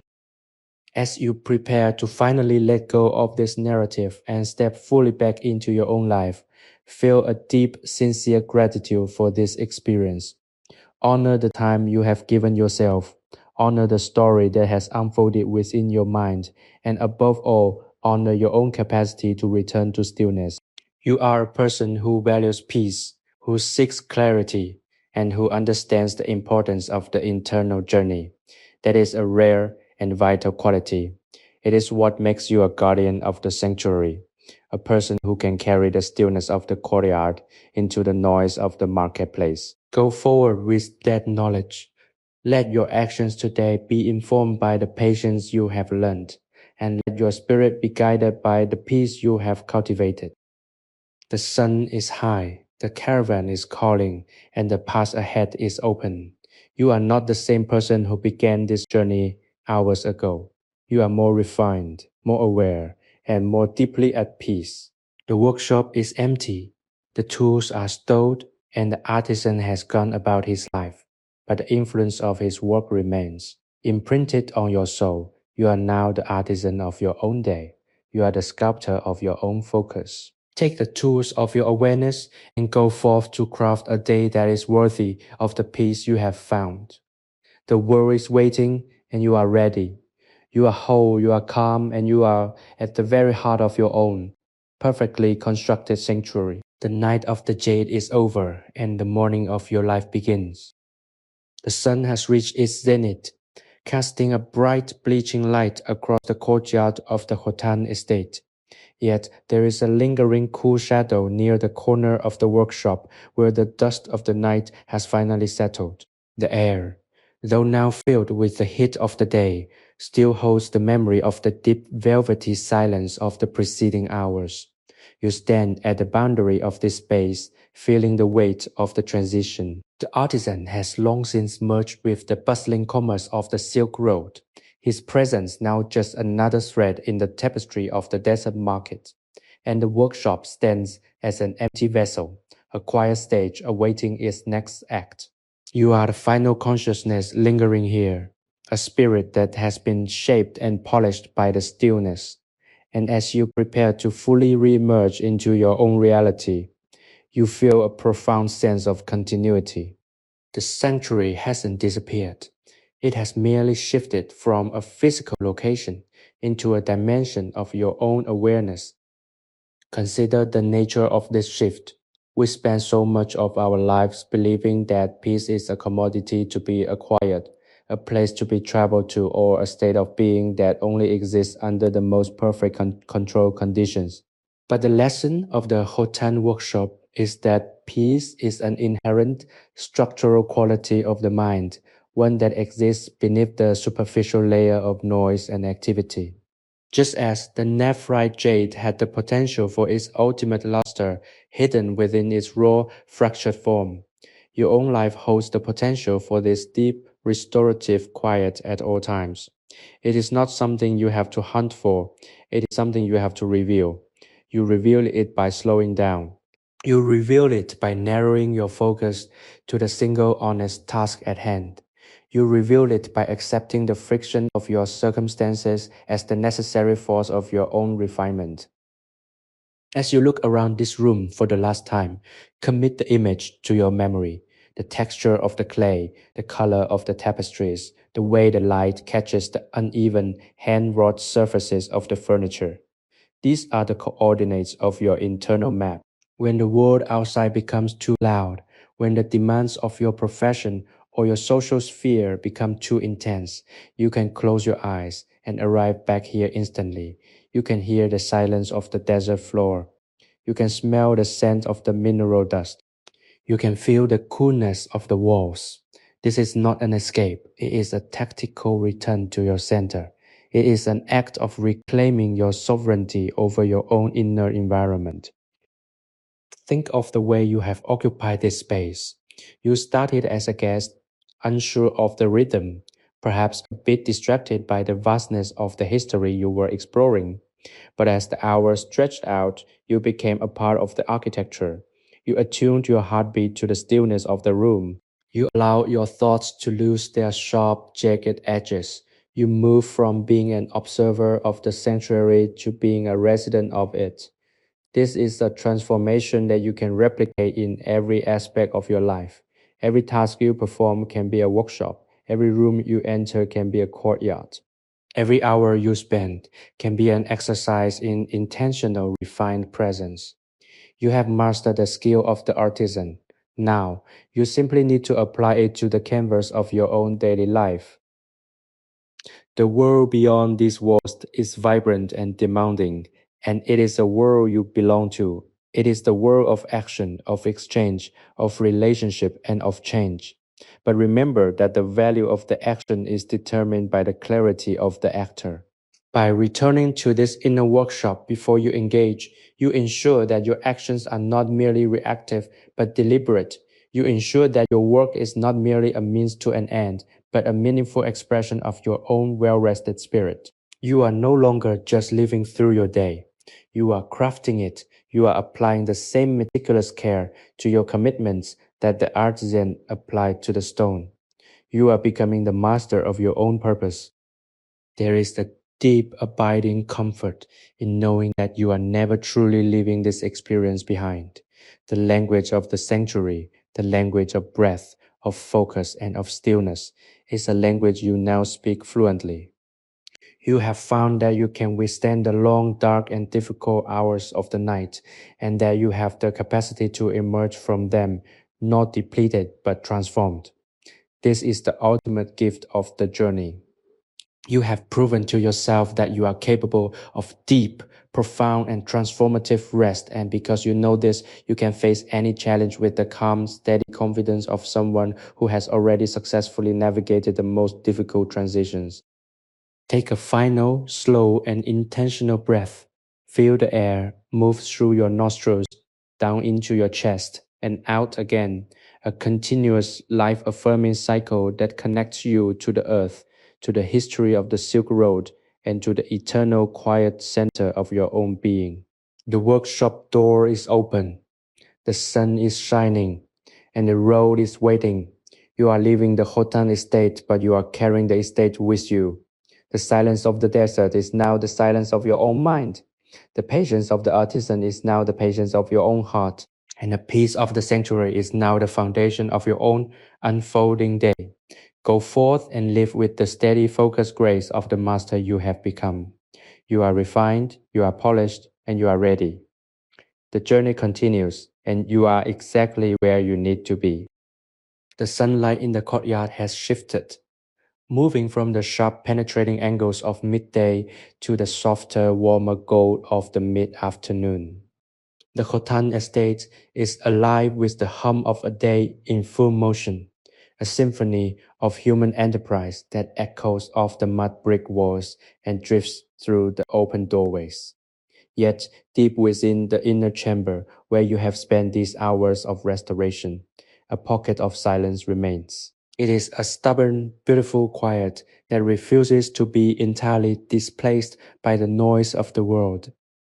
This is the mark of a space that has been deeply inhabited, a resonance that lingers long after the primary occupant has gone. You are the final guest in this quiet, and as you prepare to depart, you feel the weight of the transition, the movement from the interiority of the workshop to the exteriority of the desert road. Consider the wisdom of the artisan's departure. He did not look back with regret. He did not linger on the finished piece as if he were losing a part of himself. He moved forward, his focus already shifted to the next unfolding of time. He understood that the work is not the final end, it is merely a marker of progress. Your time in this sanctuary has been a marker of your own progress. You have moved through the layers of your own fatigue, bypassed the surface level anxieties of your day, and reached the essential calm bedrock of your existence. That is a significant accomplishment. It is not something you leave behind when you walk out the door. It is something you have successfully excavated from within yourself. You have discovered that this bedrock is always there, accessible and steady, no matter how much noise or debris is piled on top of it. Think about the tools of the artisan again. The abrasive wheel, the oil, the leather, the steady hand. All of these were dedicated to the revelation of beauty hidden within the stone. In your own life, the tools you use to navigate the day, your intentions, your boundaries, your moments of mindful breath are dedicated to the revelation of the beauty hidden within your own character. When the day becomes difficult, when the pressure feels as if it might fracture you, remind yourself of the nephrite. It was, in its essence, a stone born of immense geological pressure. It was by its very nature designed to be transformed by force. You are similar. You are designed to hold, to endure, and ultimately to be polished by the experiences of your life. Do not fear the pressure. Respect the process. Trust that you are becoming more refined with every challenge you meet. As you step toward the threshold, visualize the desert road ahead. It is vast, uncertain, and filled with the possibility of both discovery and hardship. That is the nature of the journey, but you are not stepping onto it as the same person who began this exploration. You are stepping onto it with a sanctuary built into your very architecture. The coolness of the mud bricks is in your skin. The rhythm of the workshop is in your blood, and the clarity of the finished jade is in your mind. You are protected by your own awareness. You are guarded by your own commitment to peace. You have the map of your own internal landscape, and you know exactly where the well springs of your strength are located. The transition is now inevitable. The sounds of the estate are becoming clearer. The clatter of the caravan, the exchange of greetings, the rustle of silk, the smell of roasted meat and desert dust. The outside world is inviting you back, and it is a world that needs you. It needs your presence, your focus, and your ability to remain calm amidst the chaos. By prioritizing your own restoration, you have become a more effective participant in the life of your community. You have more to offer because you have first taken the time to replenish yourself. This is the final essential lesson of the Khotan workshop, that self-care is not a selfish act, but a necessary preparation for service. You are ready to engage, to contribute, and to live with a greater sense of purpose. Pause one last time in the center of the room. Acknowledge the walls, the floor, the light, and the silence. Thank the space for holding you. Thank the history of the Silk Road for lending you its ancient quiet strength. Thank yourself for the dedication it took to stay the course, to listen to the story, and to trust in the process of your own restoration. This gratitude is the final seal on your sanctuary. It anchors the experience, transforming it from a passing moment into a permanent part of your identity. You are living, but you are also arriving at a more profound understanding of who you are and what you are capable of when you choose to act from a place of peace. The door is open and the sunlight is waiting. Step forward with confidence. The noise of the market will rise to meet you, but it will not enter your inner sanctum.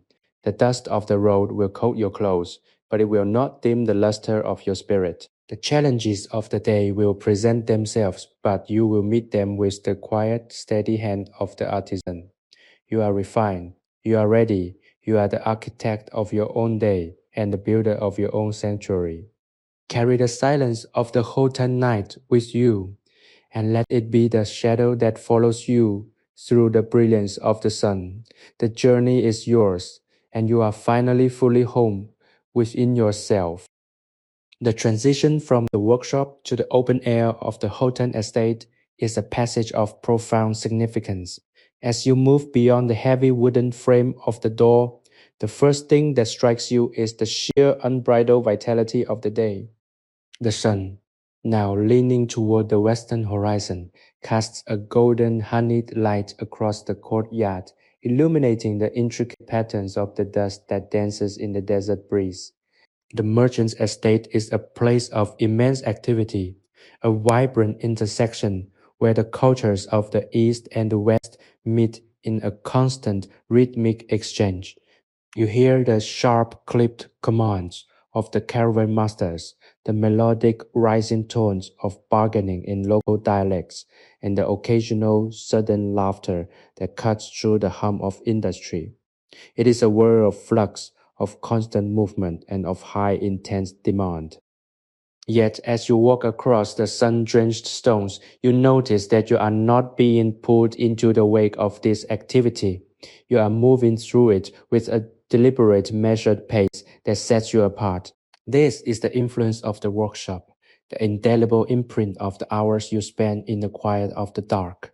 You are carrying the silence like an internal ballast, a stabilizing force that keeps you upright and centered, even as the winds of the marketplace roar around you. It is a remarkable feeling, this sense of being in the world, but not fully consumed by its chaos. You have learned that the sanctuary is portable. It is not dependent on the absence of sound, but on the presence of your own focused intention. Take a moment to look at the people around you. You see the merchant, his brow furrowed with the weight of logistics and the precarious balance of his profit and loss. You see the laborers, their faces etched with the physical toll of their work, their movements efficient but driven by the urgency of the hour. You see the travelers, their eyes wide with the exhaustion and the wonder of the long road, searching for a place to rest, a place to belong. You understand them all now, not just as distant figures in a historical scene, but as fellow seekers you were until this morning. Just like them, driven by the need to complete your task, to arrive at your destination, and to prove your worth through the results of your labor. But now you know something that they do not. You know the secret of the artisan. The secret is this: the quality of the life is not determined by the magnitude of the task, but by the state of mind with which the task is approached. The merchant's ledger, the laborer's load, the traveler's map. These are all in their own way pieces of raw, unshaped stone. They are the materials of the daily grind, the abrasive forces that can either grind us down into dust or polish us into something durable and bright. By choosing to approach these tasks with the same steady, meditative focus you practiced in the workshop, you turn every interaction, every errand, and every duty into an act of refinement. You are no longer just working. You are sculpting the very texture of your own experience. As you navigate toward the main gate, you feel the texture of the air, the heat of the sun, and the coarse, sandy ground beneath your sandals. Every sensory input is an opportunity to practice this new integrated way of being. When the noise rises, breathe into your center. When the demand becomes overwhelming, return to the rhythm of the artisan's treadle, a steady, internalized pulse of focus. When you feel the frustration of the road, remember the nephrite jade. Remember that the resistance you are meeting is simply the necessary friction for your own polishing. You are becoming a master of your own presence, and this mastery is more valuable than any commodity being traded in this market. The gate of the estate looms ahead, a grand, arched structure of sun-baked mud brick and intricate carved cedar. It is the threshold between the safety of the oasis and the vast, untamed expanse of the Silk Road. For the traveler, it is a point of anxiety. For the merchant, it is a point of commerce. But for you, it is simply a point of movement. You are passing through this gate, not with the urgency of a merchant or the fear of a traveler, but with the quiet confidence of a person who has already found what they were looking for. You have arrived at the destination, and that destination was never a place on a map. It was a place within yourself, and you have successfully occupied it. The bustle of the outer market meets you with a sudden overwhelming surge. The smell of dung and frankincense, the shouting of vendors, the heat and the color. It is a sensory assault that would have rattled you hours ago. but today it feels like a familiar, manageable landscape. You are not disturbed by it. You are simply navigating it, a quiet, steady vessel moving through a turbulent sea. You have reached the center of the market, and you find a moment to stop and look back at the walls of the estate. From here, they look formidable, a fortress against the wilderness. You know what lies behind them: the cool, dark workshop, the scent of the mineral dust, the lingering echo of the night's work. It is a part of you now, a permanent addition to your internal geography. As you step forward into the stream of the Silk Road, you realize that the narrative of your time in Khotan has truly ended, but the practice of your life is only just beginning. You are heading toward your own future, toward your own challenges, and toward your own unique expression of the human experience. Carry the lessons of the artisan with you as your most precious cargo. Let your work be your expression. Let your patience be your shield, and let your peace be your guide. You are the architect of your own sanctuary, and wherever you go, that sanctuary goes with you. The path is open, the sun is shining, and you are fully, perfectly, and vibrantly alive. Go forth and live with the focus of the master, the grace of the refined, and the unshakable, profound peace of one who has truly come home.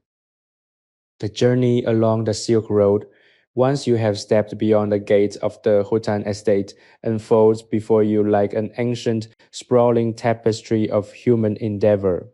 The air here is drier, charged with the grit of pulverized stone and the faint sweet scent of distant orchards that cling to the oasis borders.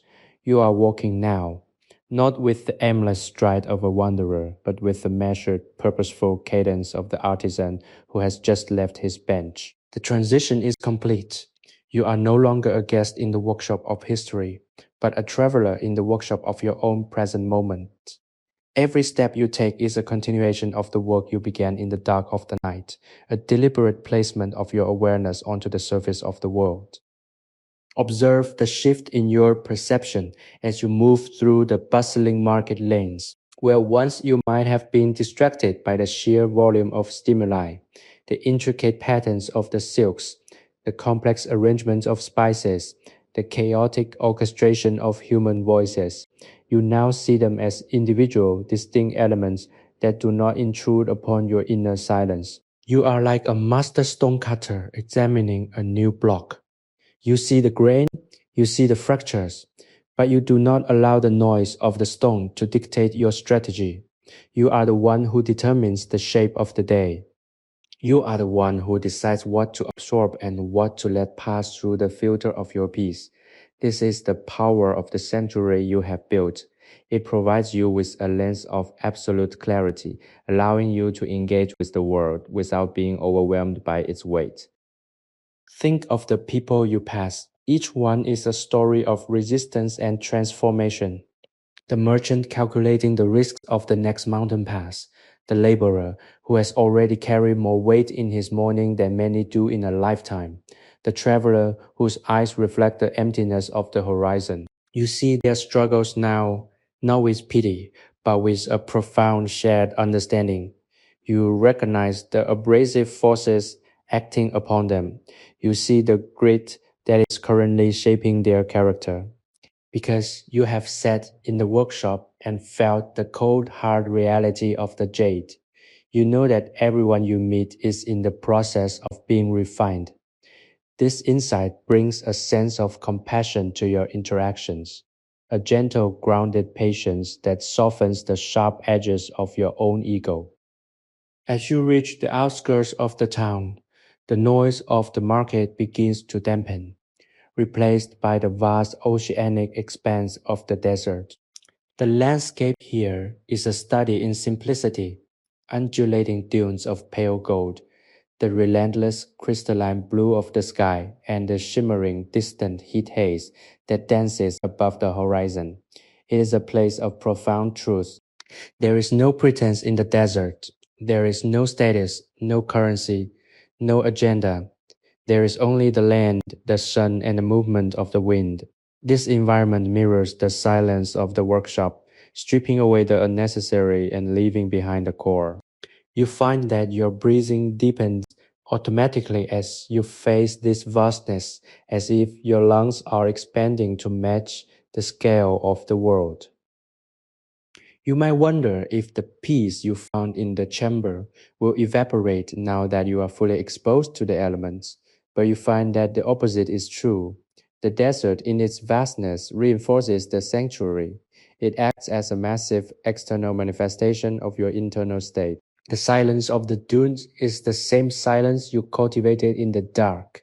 The steady, slow shift of the sand is the same rhythm as your internal pulse. You are realizing that the sanctuary was never a room. It was a recognition of your alignment with the natural order. You are a part of this landscape, as essential and as transcendent as a grain of sand. And that realization is the ultimate liberation. This realization is not a destination but a state of dynamic equilibrium. As you continue your journey, notice how your mind does not drift toward the regret of the past or the anxiety of the future. It remains moored to the sensation of your feet striking the ground, the coolness of your sweat-dampened skin, the clarity of your vision as you scan the horizon. You are practicing the ultimate craft, the craft of being fully unapologetically present. You are carving your day out of the raw material of time, and you are doing so with the same precision and intent that the artisan applied to his jade. There is no waste here. There is no hesitation. There is only the beauty of the execution. You are moving forward, not because you have to, but because you choose to participate in the unfolding of the road. Your destination is secondary to the quality of your movement. If you encounter a mountain, you will climb it with the patience of the desert. If you encounter a storm, you will wait it out with the stillness of the storm. You are prepared for anything because you are anchored in everything. The sanctuary is no longer a memory, it is a way of being. You are the embodiment of the calm you were looking for. And as you walk further into the light, leaving the footprints of your progress on the floor of the world, you understand that this journey will never truly end. It will only continue to be refined, piece by piece, day by day, until the final polished beauty of your life is revealed. Carry this understanding with you, for it is the most durable tool you will ever possess. You are the artisan of your own existence, and your work has only just begun. The vast, undulating expanse of the Taklamakan now stretches out before you, a sea of gold that seems to breathe with the slow tectonic patience of the earth itself. As you walk further from the oasis of Khotan, the silence becomes even more pronounced, no longer just an absence of sound, but a physical presence that presses gently against your skin. You are moving through a landscape that has witnessed the rise and fall of countless empires, a place where time is not a linear march toward a deadline, but a circular, infinite unfolding of wind and sand. In this environment, your own internal rhythm has finally settled into a perfect harmony with the world around you. You are no longer navigating by the frantic artificial clock of human commerce. You are navigating by the arc of the sun and the steady, grounding pull of the ground beneath your feet. Think of the way the light touches the dunes, a soft, diffuse glow that erases the sharp boundaries between the earth and the sky. It is a visual representation of your own mental state. The barriers you once erected between self and other, between work and rest, between struggle and peace, are beginning to dissolve. You are experiencing a profound sense of unity. You see that your own life is not a separate entity, but a specific, localized expression of the same creative force that shaped these dunes. The artisan, the jade, the merchant, and the desert are all woven into the same fabric of existence. And you are currently standing at a point in the weave where everything is transparent, clear, and perfectly aligned. The labor of the night has prepared you for this openness. You spend hours in the workshop, learning to focus your energy into a singular, intentional point of contact with reality. Now, that focus has expanded. It is no longer constrained by the dimensions of a room or the tactile reality of a piece of jade. It has become a way of relating to the vast open road. You are applying the same discipline of attention to the desert that you once applied to the stone. When you scan the horizon, you do so with the gaze of the master, who knows that beauty is not found by searching for it, but by allowing it to be revealed. When you navigate the shifting path, you do so with the step of the one who knows that the ground is always, in every moment, a solid foundation for the next action. You are walking through the history of the Silk Road, but you are not burdened by its weight. You are merely the latest traveler to leave a footprint in the sand, a temporary mark that will eventually be erased by the wind. There is a great freedom in this knowledge. We often feel that we must leave a lasting impression, that our work must stand for eternity, that our lives must be etched into the stone of history. But the desert teaches us the beauty of the impermanent. Just as the artisan's jade is a masterpiece of the present moment, your life is a masterpiece of the now. You do not need to worry about what remains when you are gone. You only need to ensure that what you are doing right now is done with integrity, with focus, and with a heart that is completely, fully engaged. The sun is beginning its slow, majestic descent, turning the sky into a canvas of deep violets, burning oranges, and soft, ethereal blues. It is a time of transition, a moment when the world takes a collective breath before the arrival of the night. You find a sheltered spot near the base of a high dune, a place where the sand is soft and the wind is gentle, and you settle down to rest. This is your new sanctuary, as grand as the open sky and as intimate as the workshop. You don't need walls to define your space. You need only the clarity of your own intention. You are safe here because you are aware. You are at home here because you are awake. As you sit, you watch the stars begin to emerge, first as timid pinpricks of light, and then as a brilliant, overwhelming tapestry of cosmic design. They are the same stars that the artisan looked upon, the same stars that guided the ancient caravans, and the same stars that shine above your own home. They are the ultimate reference point, a reminder of the infinite scale of the universe and the tiny, precious, and perfectly formed scale of your own life. You are a miracle of consciousness standing in the middle of a miracle of creation. The worries of your day, the complexities of your social world, and the anxieties of your future seem absurdly small under this dome of celestial light. They are but dust, and you are the stargazer who knows the truth of their insignificance. The night is coming, and with it, the promise of deep, restoring sleep. You do not fear the dark anymore. You know it to be a creative, generative force, the time when the world resets itself and the mind sheds its accumulation of experience. You will close your eyes and you will be held by the desert, a vast, silent, and supportive cradle. You are not losing your awareness, you are expanding it.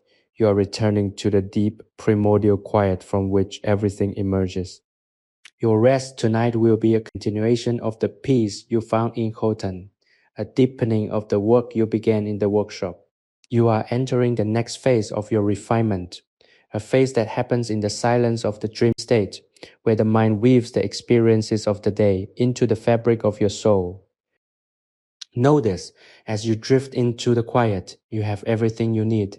The sanctuary you built is indestructible. The peace you discovered is inseparable from your own nature. The clarity you cultivated is the lens through which you will see the world for the rest of your days.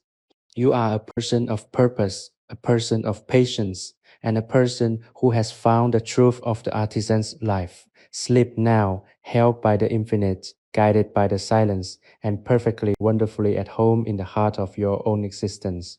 The desert is your workshop, the stars are your witnesses, and the peace is your final eternal state. You have done the work, you have reached the sanctuary, and now you are free. Rest and let the beauty of your life unfold, one deep intentional breath at a time. Sleepy History with Theodore is created for relaxation, entertainment, and sleep purpose. The stories shared on this channel are inspired by historical events, daily life, and real periods in history. but they may be simplified, adapted, or narrated in a calming way to enhance the listening experience. This content is not intended to be a precise academic or educational source. While we aim to stay generally accurate, some details may be altered for storytelling flow and relaxation. Please do not rely on this channel as a primary source for historical research or study. By listening, you acknowledge that this content is designed to help you unwind, relax, and fall asleep. Thank you for your understanding and support.